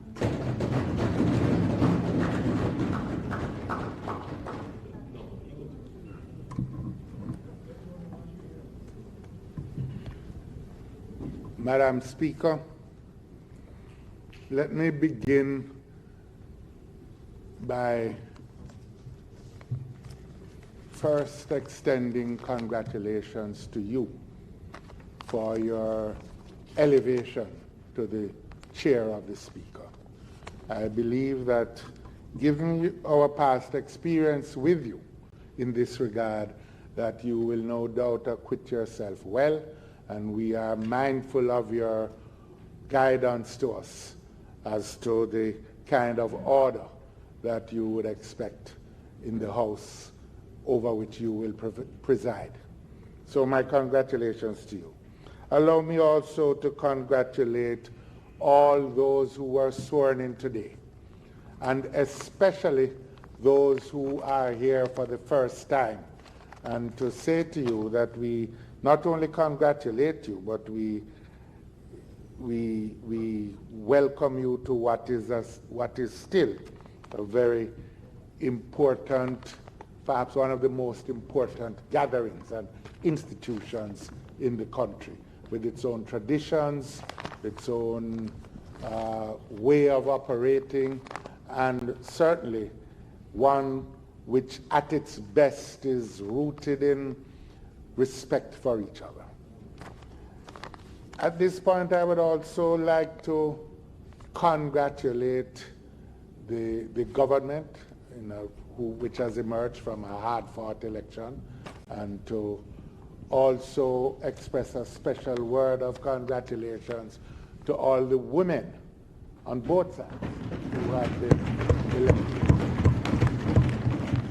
We trust that their greater level of sobriety will help restrain the excesses of some members who have been present with us for some time. I won't call any particular names. I won't mention St. Catherine or any other parish, but just to say that we welcome the women in our midst. I'd like also, Madam Speaker, since he's here, to say a special word of farewell once again to the former Speaker of the House, the Honorable Colonel Charles. The only problem I have is that in his departure, he has left a lot of other Charles.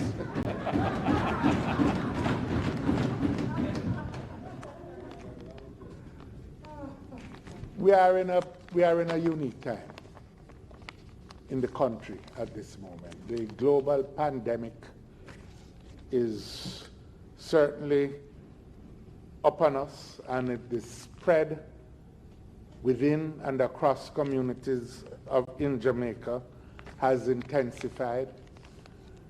It is also the case that the economic fallout to all of this is quite severe. The reports recently from the PIOJ of 18% decline GDP in the second quarter is in itself stunning and sobering, but it also, I believe, reflects what we can expect in the third quarter and in the year as a whole. This situation is a challenge not just for the government, it's a challenge for the entire country. And in a sense, it is going to require a vital national effort. And in this regard, I would like to echo sentiments already expressed that we come to this parliament first as Jamaicans.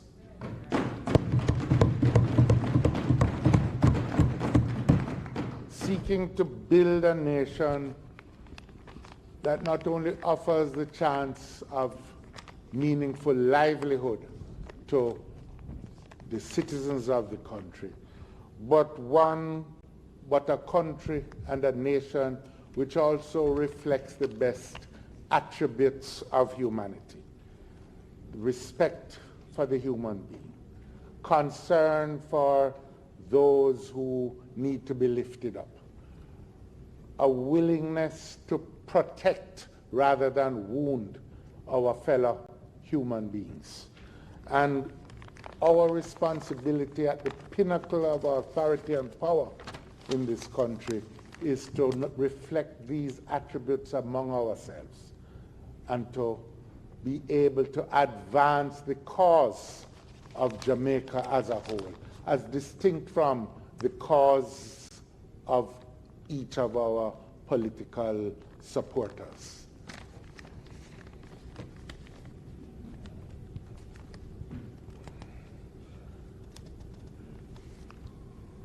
I want to say that we are all convinced, I believe on both sides, that the democratic traditions that we have established provide us with the best means of advancing our purposes of uplifting the country, helping our citizens. And we should have learned is that we need to cooperate with each other in order to achieve this. But it is also the case that I think the experience of the recent elections, while having a lot to applaud, for example, the fact that we have once again as a country been able to contest elections without violence and to establish a government that is viewed as legitimate by all the people. That is a good thing. But the elections recently contested also revealed some area of concerns. For example, the fact that more than 60% of the persons on the electoral rolls did not participate in the electoral process. These rights and the power to elect a government is something that wasn't conferred on us by anyone, but won by previous generations by dint of sacrifice of life, blood, sweat, and tears. And it is of concern that so many of our citizens now consider that these rights are of no value to them. I don't say this to blame them, but say this to point to the fact that if this trend is allowed to continue unchecked, then we will run the risk of damaging the foundations of our democracy, and we dare not do so. And there are some reports in the media that suggest that some of those who participated consider that, in fact, the vote is something that they should give to the highest bidder, and that it is something to be used for pecuniary or monetary benefit. That also is a danger, because left unchecked, it means that our democracy will be available to who has the most money. And that can never have been the purpose of Norman Manley, Alexander Bustamante. It can never have been the reason why Marcus Garvey devoted his life to the upliftment of African peoples. And it certainly wasn't the reason why Paul Bogle sacrificed his life on our behalf, or Daddy Sharp, or Nanny.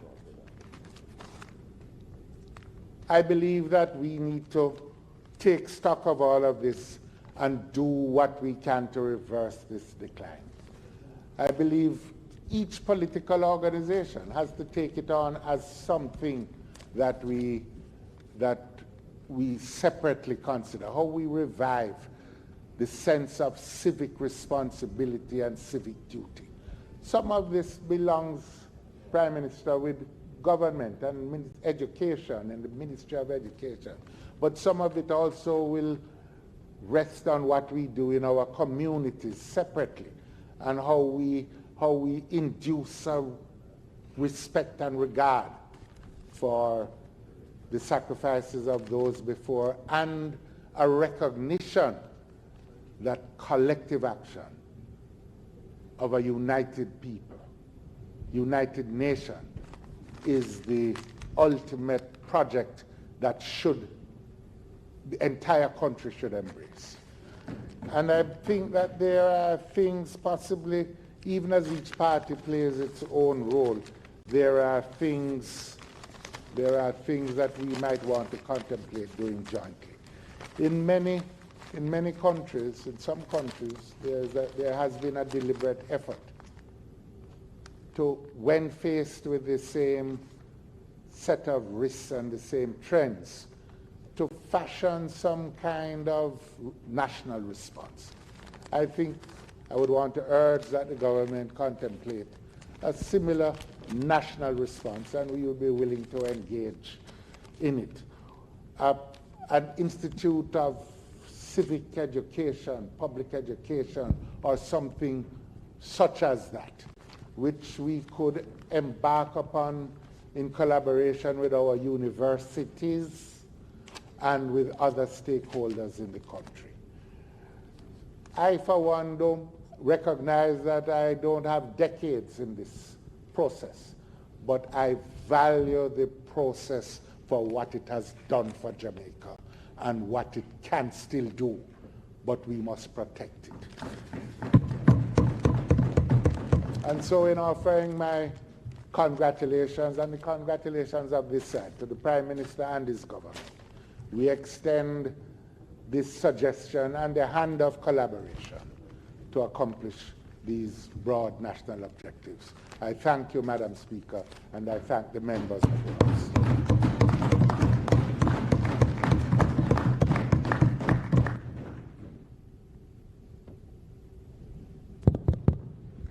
I now invite the Prime Minister to address the Parliament.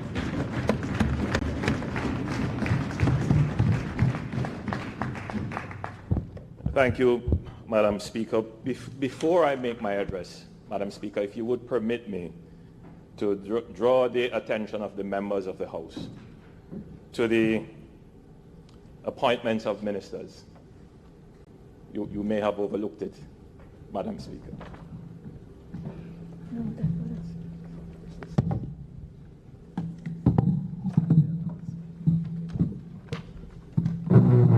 For the record, the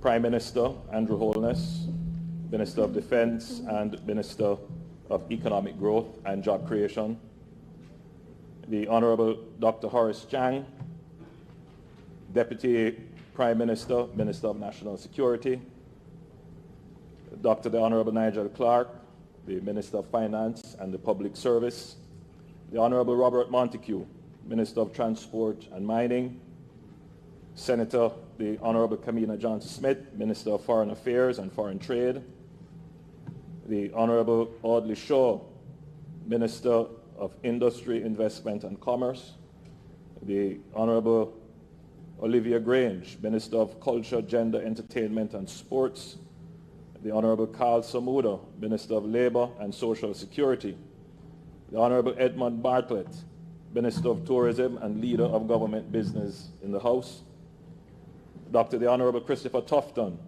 Minister of Health and Wellness, the Honorable Desmond McKenzie, Minister of Local Government and Rural Development, the Honorable Delroy Chuck, Minister of Justice, Honorable Favour Williams, Minister of Education, Youth and Information, Honorable Darrell Vaz, Minister of Science, Energy and Technology, Honorable Pernell Charles Jr., Minister of Housing, Urban Renewal, Environment and Climate Change, the Honorable Floyd Green, Minister of Agriculture and Fisheries, the Honorable Everald Warmington, Minister without portfolio in the Ministry of Economic Growth and Job Creation, Senator the Honorable Matthew Samuda, Minister without portfolio in the Ministry of National Security, and Senator the Honorable Orvin Hill, Minister without portfolio in the Ministry of Economic Growth and Job Creation.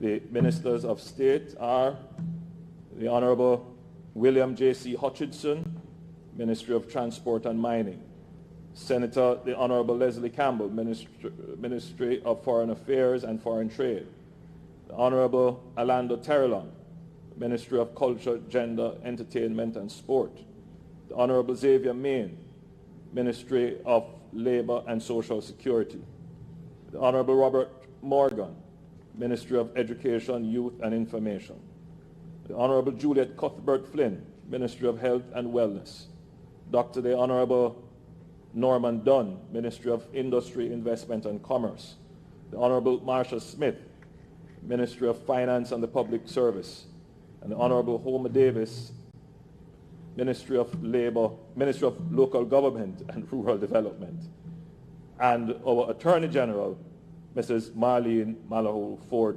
QC MP. I ask the House to note the foregoing.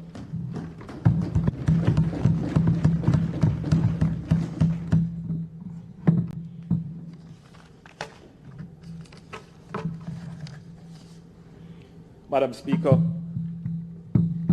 with the swearing in of senators and members of the House of Representatives, the government of Jamaica, the Parliament of Jamaica, is now firmly and decisively in place and ready to get down to business.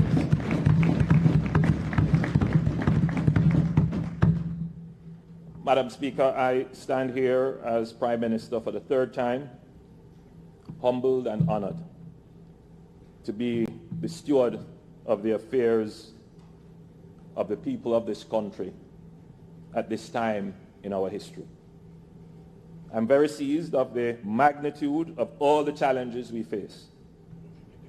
But I'm very motivated. And I'm very optimistic of the energy, the skill, the thoughtfulness, and the commitment of the team that is assembled not just on my side of the house, but of the entire parliament, of the entire government of Jamaica, of all the people of Jamaica, to overcome these challenges. We will, as a country, recover stronger.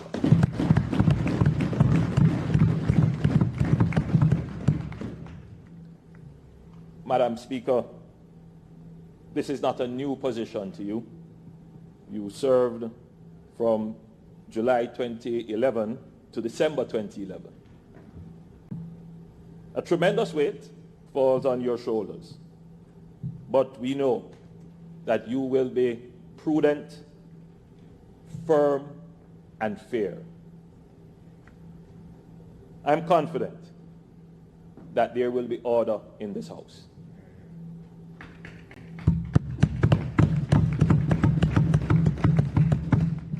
If you permit me, Madam Speaker, to respond directly to the Leader of the Opposition in a very useful observation, suggestions, sharing the concerns that I have raised as well regarding the low voter participation in the poll.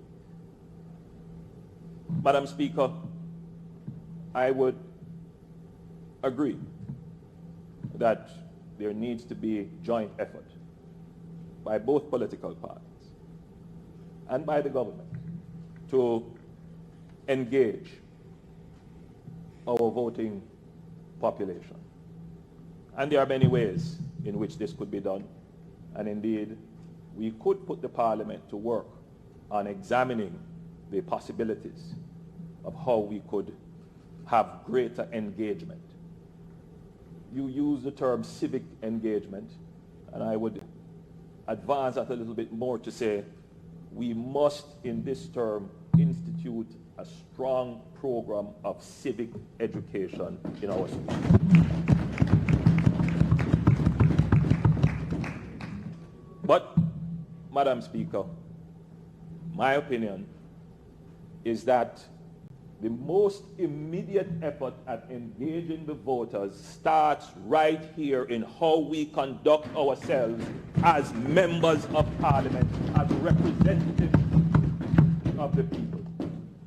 We cannot hide away from the fact that a part of the disengagement is the frustration that the electorate has with how we conduct ourselves. There is a dissonance that we cannot ignore. I am of the view, Madam Speaker, that if each and every representative decides that we can be sharp, but we don't have to be abrasive.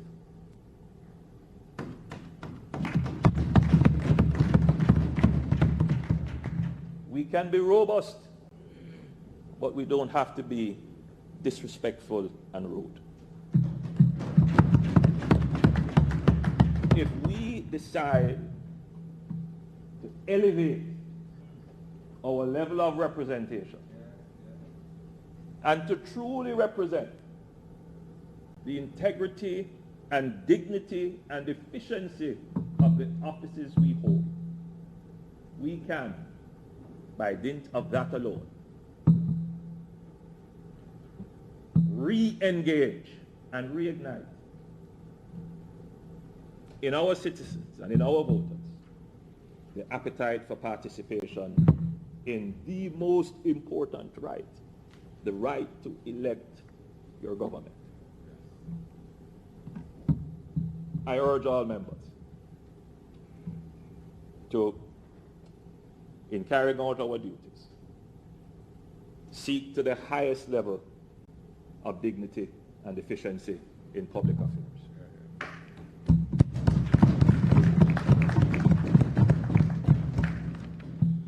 today marks a new day, one in which we must reflect on the realities of our times. These are not normal times.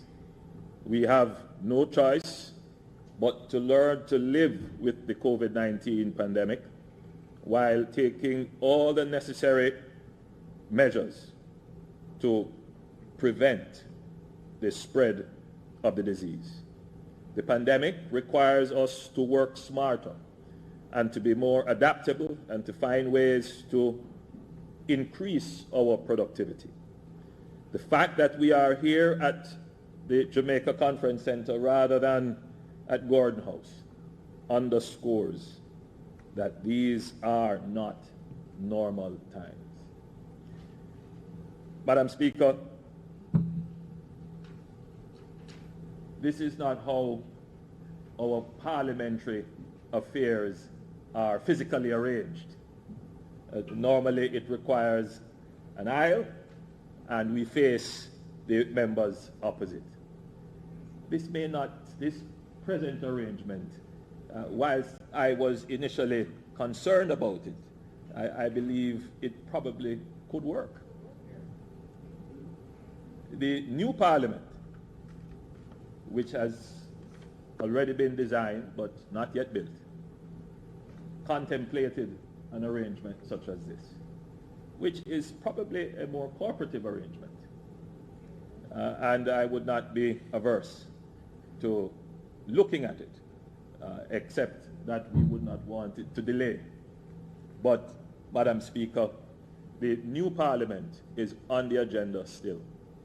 And I had a word with the Minister of Finance just last night regarding its financing. Yes, the budget would have to be scaled back to the times in which we are.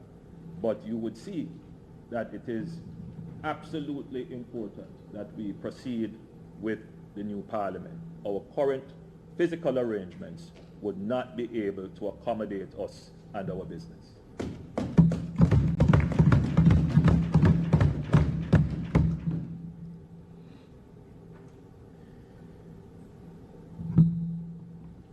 Madam Speaker, the Parliament functions with professional, dedicated and hard-working staff who support us in all that we do, and sometimes in less than sufficient circumstances.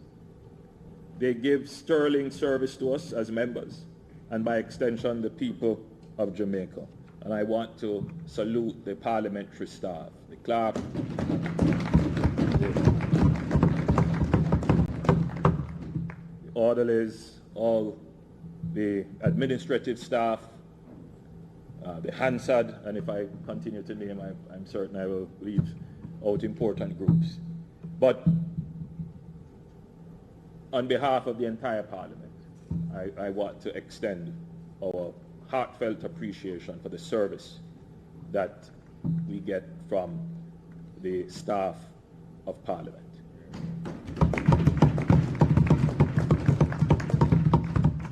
Allow me also, Madam Speaker, to acknowledge the leadership and staff of the Electoral Office of Jamaica and all those who worked in the election.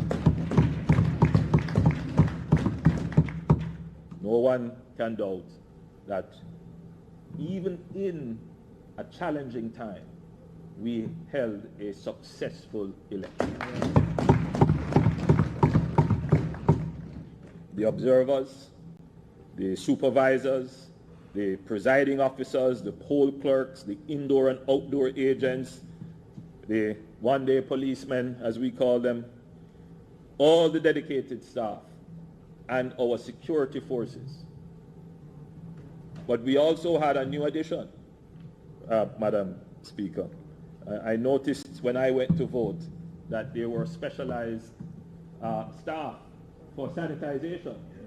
And they did an amazing job in ensuring that within the precincts of the polling station, that all the infection prevention and control measures were followed.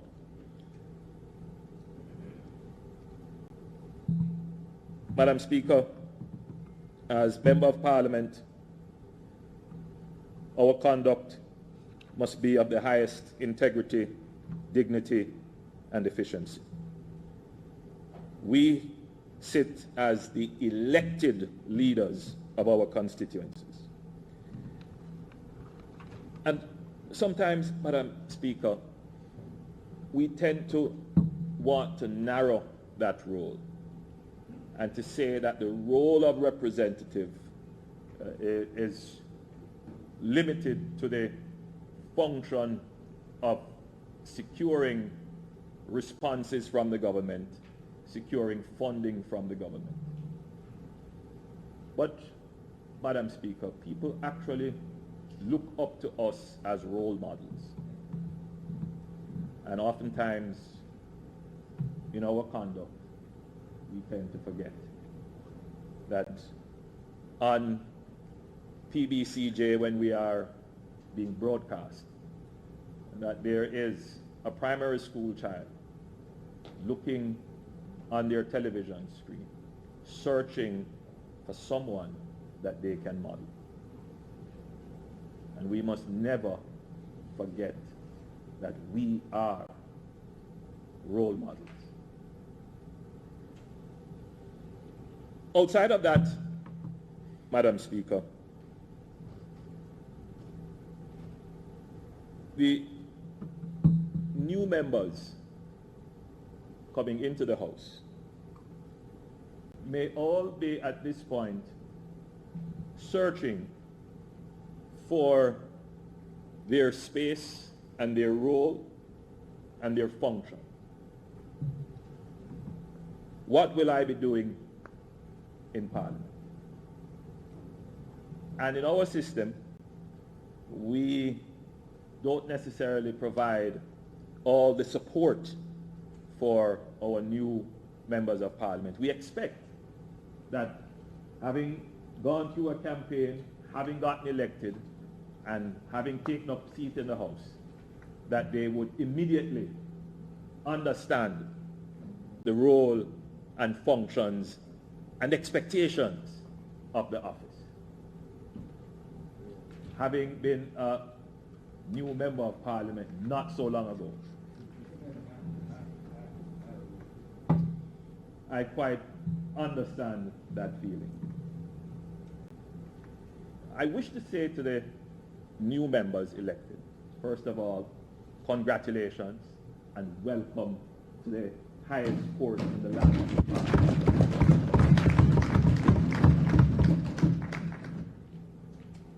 I wish to join with the leader of the opposition and indeed the Speaker of the House to make special note that we have greater representation of women in the House. And I believe that that is a good thing.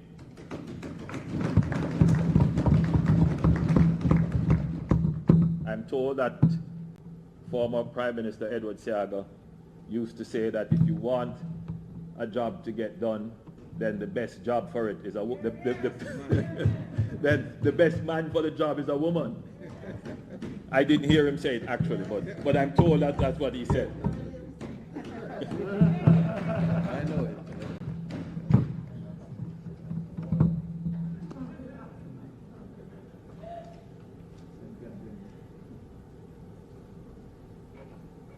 But, Madam Speaker, it is said by, I believe it is Edmund Burke, that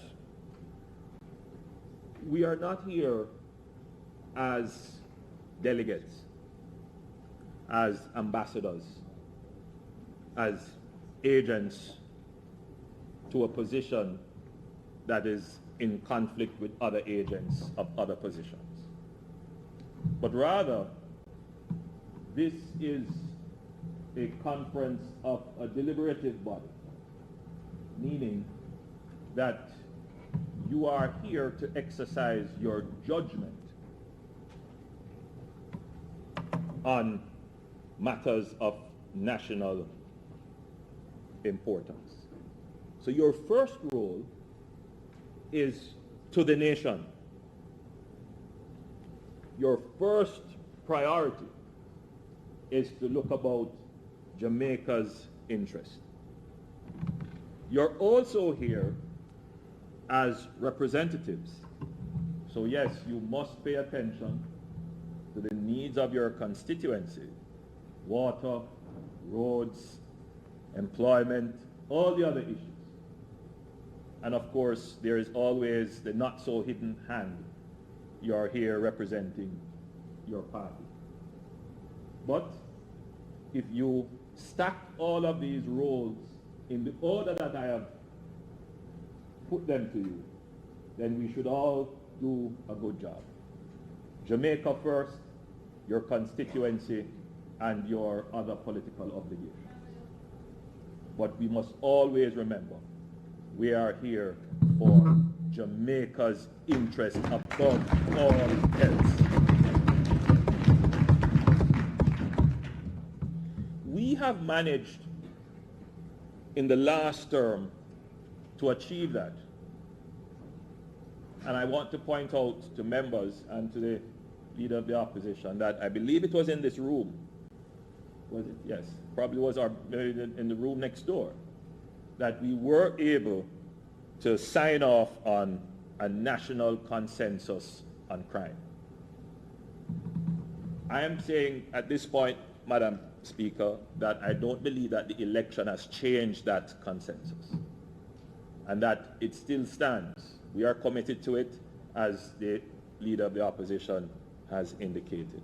I take seriously what he has said in his presentation, that there needs to be a greater sense of cooperation if we are to overcome the significant challenges that this country faces at this time.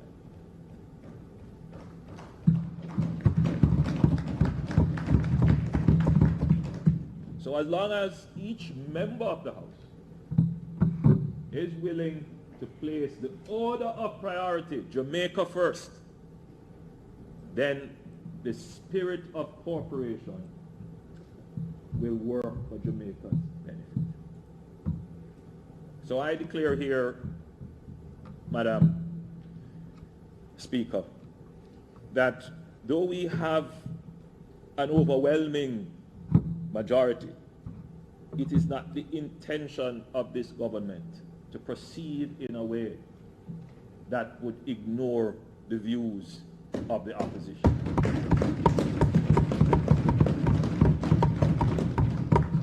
It is my intention to continue in a spirit of cooperation and in building partnerships for a prosperous Jamaica.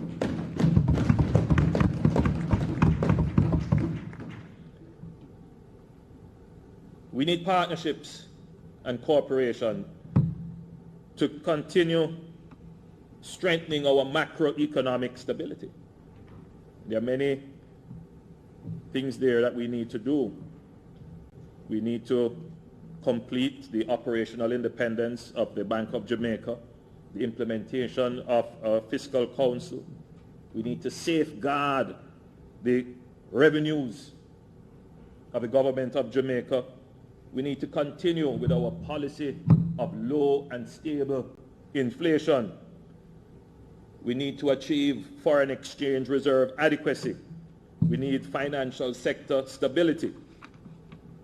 And these, Madam Speaker, will have to be pursued with great participation and cooperation from the private sector. So we will continue as a government and as a parliament to engage the private sector to ensure that our economic recovery is certain.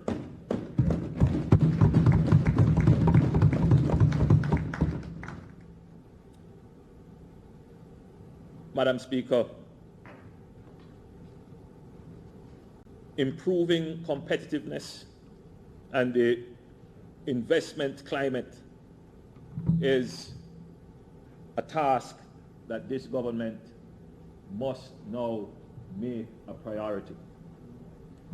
Many issues have been raised about growth, and now in the pandemic, certainly it will be very difficult to grow. And there are many reasons, many Many reasons have been proffered as to why it is that we are not growing.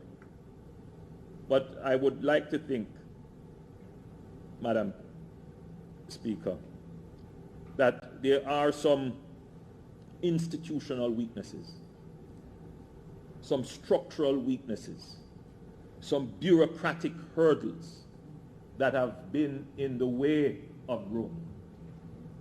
And now this administration, in this time,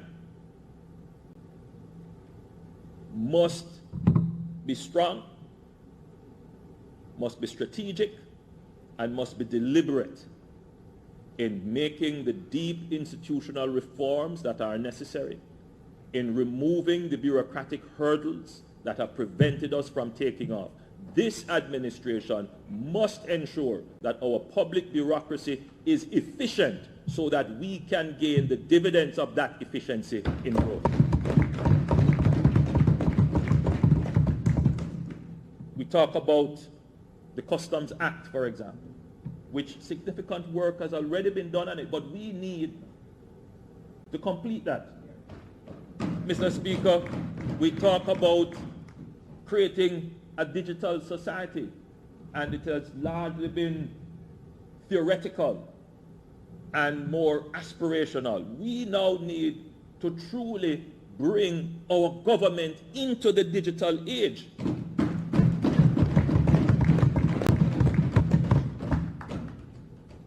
We have no excuse. We must bring the NIDS bill to this House and have it passed. Yes.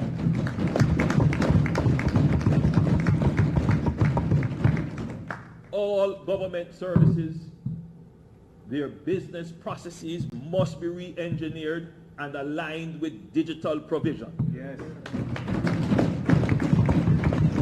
The pandemic has taught us, Madam Speaker, that we must reconfigure the way in which we do business and organize our society, because much of what we have done in transactions physically can be done virtually and far more efficient.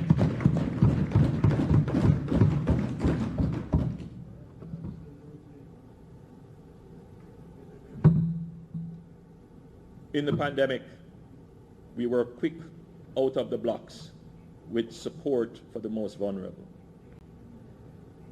The care programs that we put in place, as much as we can and as much as our revenues will allow, and in my discussions with the Minister of Finance, we will continue to support as much as we can.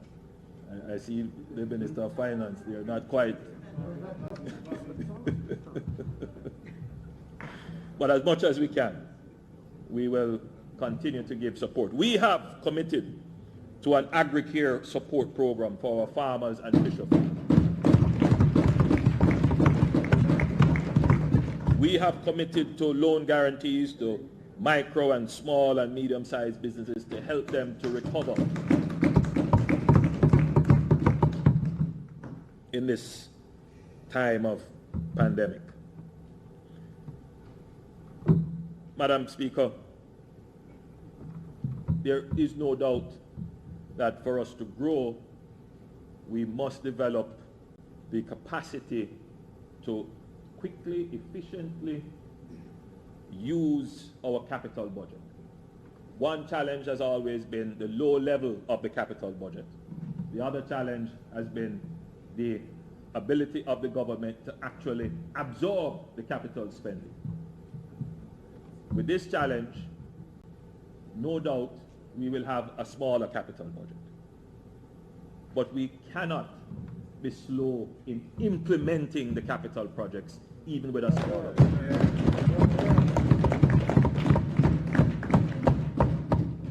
And to make up for whatever cuts there would have to be, we must now more than ever engage the private sector.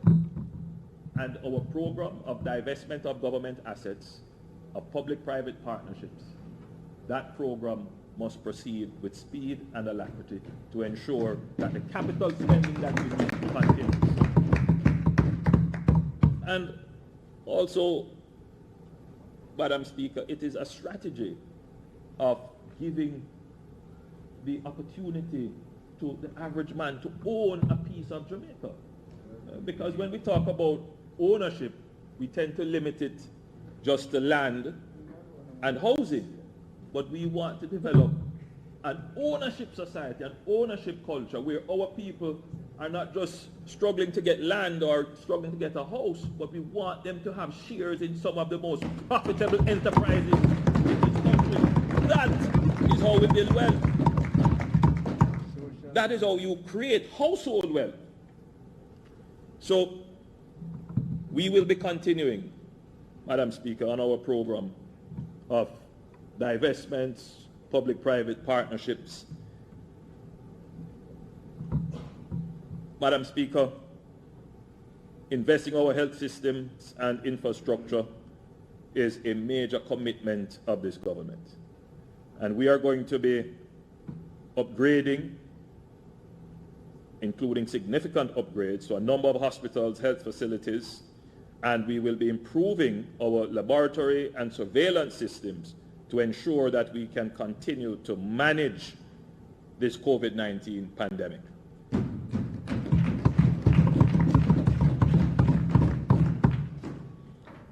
Madam Speaker,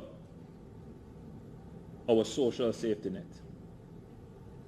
In the time of this pandemic, there is no question that issues of equity and fairness have arisen. Our relative success in managing the pandemic has not only been that we have been able to ensure that we preserve lives. That has only been that we have been able to keep our economy going. But if you stop just for a moment and consider that in this pandemic, this government has been able to ensure the protection of the most vulnerable people.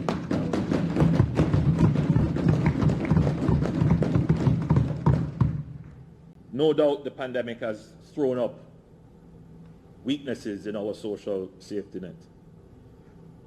And I believe it is now time, and I'm certain that we will have cooperation in this regard, that we need to have a reform of our NIF, our National Insurance Fund, to make sure it is more robust and that it is protected. We need to reform our NIS system to ensure that there is near universal participation. We have committed to a social pension for those persons who are senior retired, who have no coverage at all. We have committed to reforming all the social taxes to make them easier to be paid.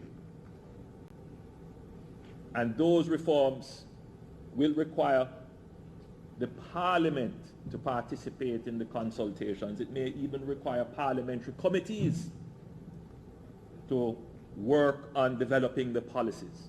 And therefore, I signal now that we will need the cooperation of the opposition in carrying through these reforms. Education, Madam Speaker. There is no question that the future of this country relies on the development of solid human resources. People who are pro-social in nature and outlook. People who are pro-growth in their transactions. People who are peaceful.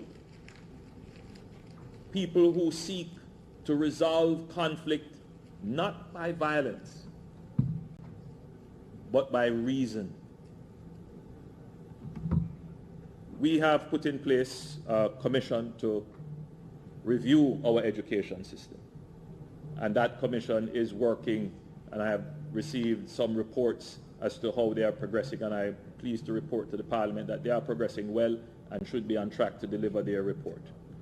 Once that report is delivered, the government will stand behind the recommendations with the necessary budgets to ensure that we can reform our education system.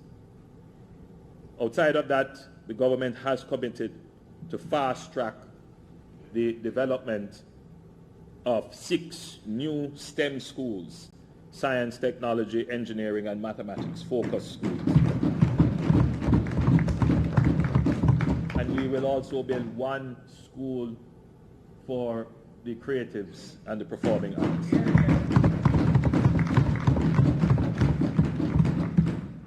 There's a reason why we need to do this, and very quickly. Jamaica has been left behind in many of the productive revolutions that have happened for many reasons. We cannot afford to be left behind in the 4th industrial revolution. Jamaica has everything to be a leader in this regard. And so, Madam Speaker, we are going to be emphasizing now the development of human resources to form the foundation of a new industry in Jamaica for coding and artificial intelligence, for the expansion of knowledge services. We have the basis already with BPOs. We are seeing some light with knowledge services, but we can do much more. But we must provide the skills to do it. So the government is making that decisive investment in that area. And to support that, the government is also looking on ensuring that we have the physical highway to do it. And I say the physical highway in the sense of the broadband support, internet.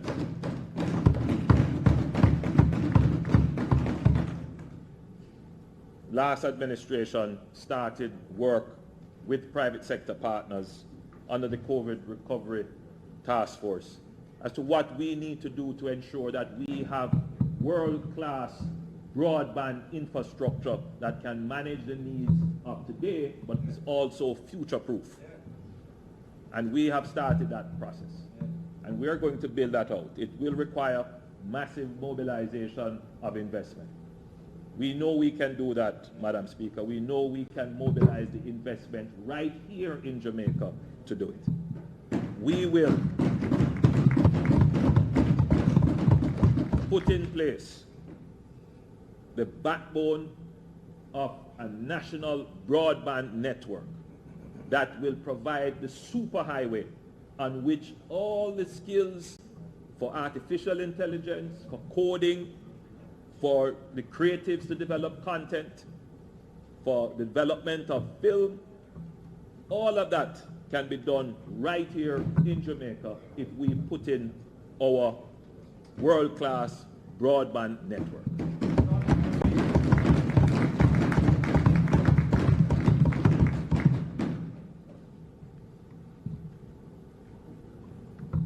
Housing. Madam Speaker, housing, community development, rural development. This is an area in which the government has to pay close attention. And when I'm saying housing, I'm also including in that water. My travels across the country, the most urgent complaint, whether it is in rural areas or in urban areas, it's the reliability of water supply. Imagine, as you may have experienced yourself, Madam Speaker, going to a community that has not had water in 48 years. For as long as I've been alive, that community has never had piped water. And the joy that they feel in getting it. There shouldn't really be any community in Jamaica that does not have some access to potable water.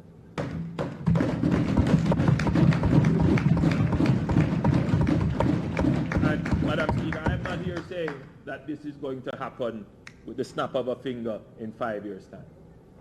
But we need to do what we probably should term as some nation-building investments. We did nation-building investments when we did the Mona Reservoir, when we did Hermitage. Those have lasted us for a very long time, and we still continue to benefit from them. But we haven't in recent time done anything of that magnitude. And we have started to develop a plan that would put 100 million gallons per day into the system that will serve the southern coast of the island, which would significantly relieve the water shortages that are experienced in this section of the island. We could go on, Madam Speaker, but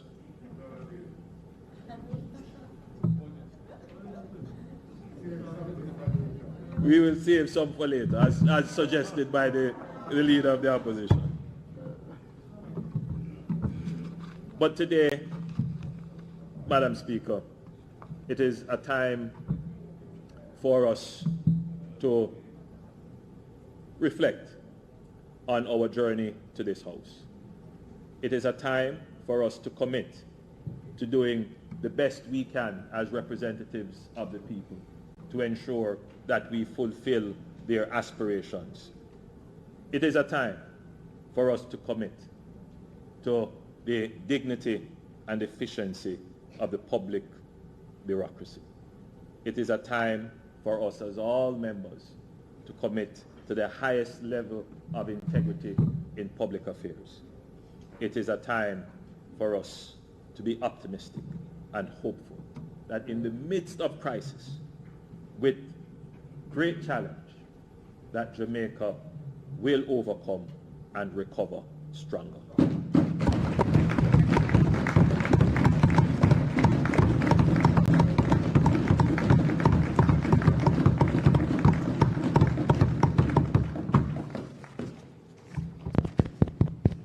Thank you, Prime Minister. Members, may we recommit the item announcements? The question is that the item announcements, we have a recommittal of that thing. Those in favor? Well, the ayes have it.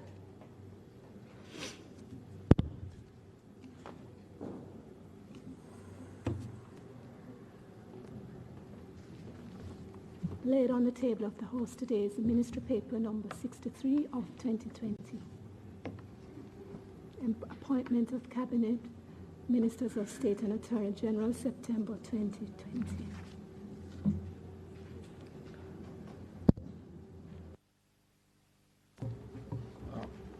Madam Speaker, the Ministry Paper having been laid, I now have the honor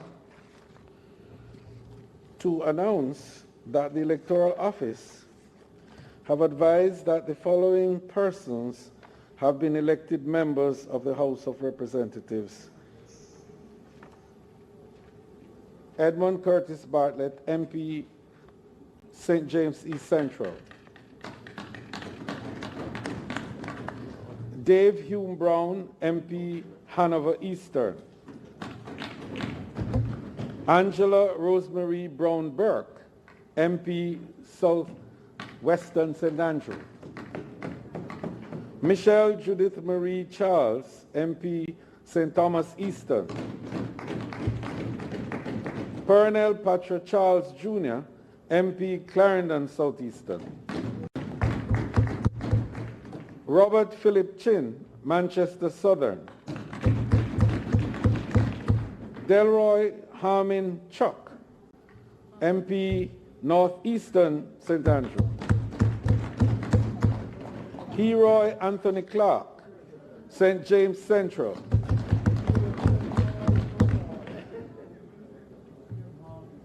Nigel Andrew Lincoln Clark, Northwestern St. Andrew. Lothian Cousins, Clarendon Southwestern. Rhoda Moy Crawford, Manchester Central. Juliet Samantha Cuthbert Flynn, West Rural St. Andrew. Joyce Denise Daly, St. Catherine Eastern. Marissa Colleen Dalrymple Filbert, Trelawney Southern. Homer Edward Davis, St. James Southern. Tamika Davis, Hanover Western. Norman Alexander Dunn, St. Mary Southeastern. Mark Jefferson Golding, St. Andrew Southern. Hugh Anthony Graham, St. Catherine Northwestern. Olivia Atavia Grange, St. Catherine Central. Floyd O'Brien Green, St. Elizabeth Southwestern. Maurice Valentine Guy, St. Mary Central. Tova Renee Hamilton, Trelawney Northern. Lester Michael Henry, Clarendon Central. Andrew Michael Holness, Prime Minister, West Central, St. Andrew. William James Charles Hutchinson, St. Elizabeth Northwestern. George Anthony Hilton, St. Andrew Western. Fitz Arthur Jackson, St. Catherine Southern. Crystal Kerry Ann Lee, St. Anne Northwestern. Marlene Patricia Malahoo Fort, St. James West Central. Xavier Taze Maine, St. Anne Southwestern. Desmond Anthony Augustus Mackenzie, Kingston Western. Robert Miller, St. Catherine Southeastern. Kerencia Alicia Morrison, St. Catherine Northeastern. Robert St. Aubin Montague, St. Mary Western. Robert Nestor Morgan, Clarendon North Central. Natalie Gay Nita, St. Catherine North Central. Peter David Phillips, St. Andrew East Central. Michael Asher Phillips, Manchester Northwestern. Philip Fiani Paulwell, Kingston Eastern and Port Royal. James Rudolph Edward Robertson, St. Thomas Western. Julian J. Robinson, St. Andrew Southeastern. Carl George Samuda, St. Andrew North Central. Audley Fitzalbert Shaw, Manchester Northeastern. Dwight Anthony Siblis, Clarendon Northern. Delroy Slowly, St. Elizabeth Northeastern. Marsha Leonette Smith, St. Anne Northeastern. Orlando Nathaniel Terrelong, St. Catherine East Central. Christopher Charles Tufton, St. Catherine West Central. Anne-Marie Teresa Vaz, Portland Eastern. Darrell Wesley Vaz. Philip, yes. So it's Darrell Wesley Philip Vaz, Portland Western. Clifford Everett Everald Warmington, St. Catherine Southwestern. Andrew O'Brien Wheatley, St. Catherine South. Fable Shirley Williams, St. Andrew Eastern. Donovan St. Ledger Williams, MP Kingston Central. Moreland Agri Wilson, Westmoreland Western. Franklin Robert Witter, St. Elizabeth Southeastern. And George Errol Wright, Westmoreland Central. Thank you.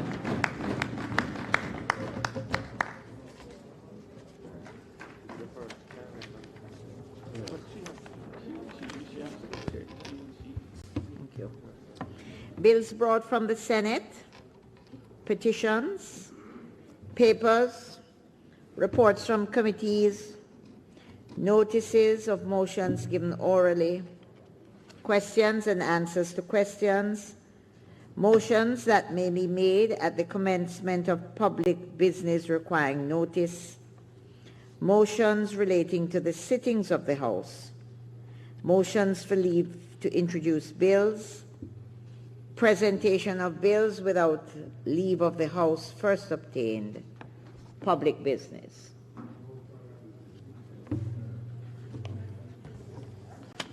Madam Speaker, the House having completed the business of the day, I move for the adjournment of the House sine die.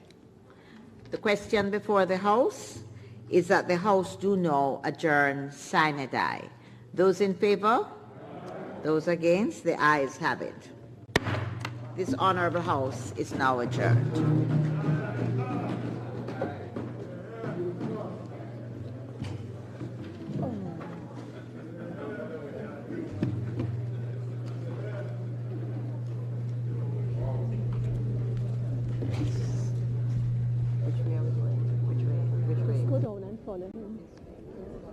Yes. You're going around to get, going to the, where the marshal is, follow the marshal. Where's the arrow? Come around here.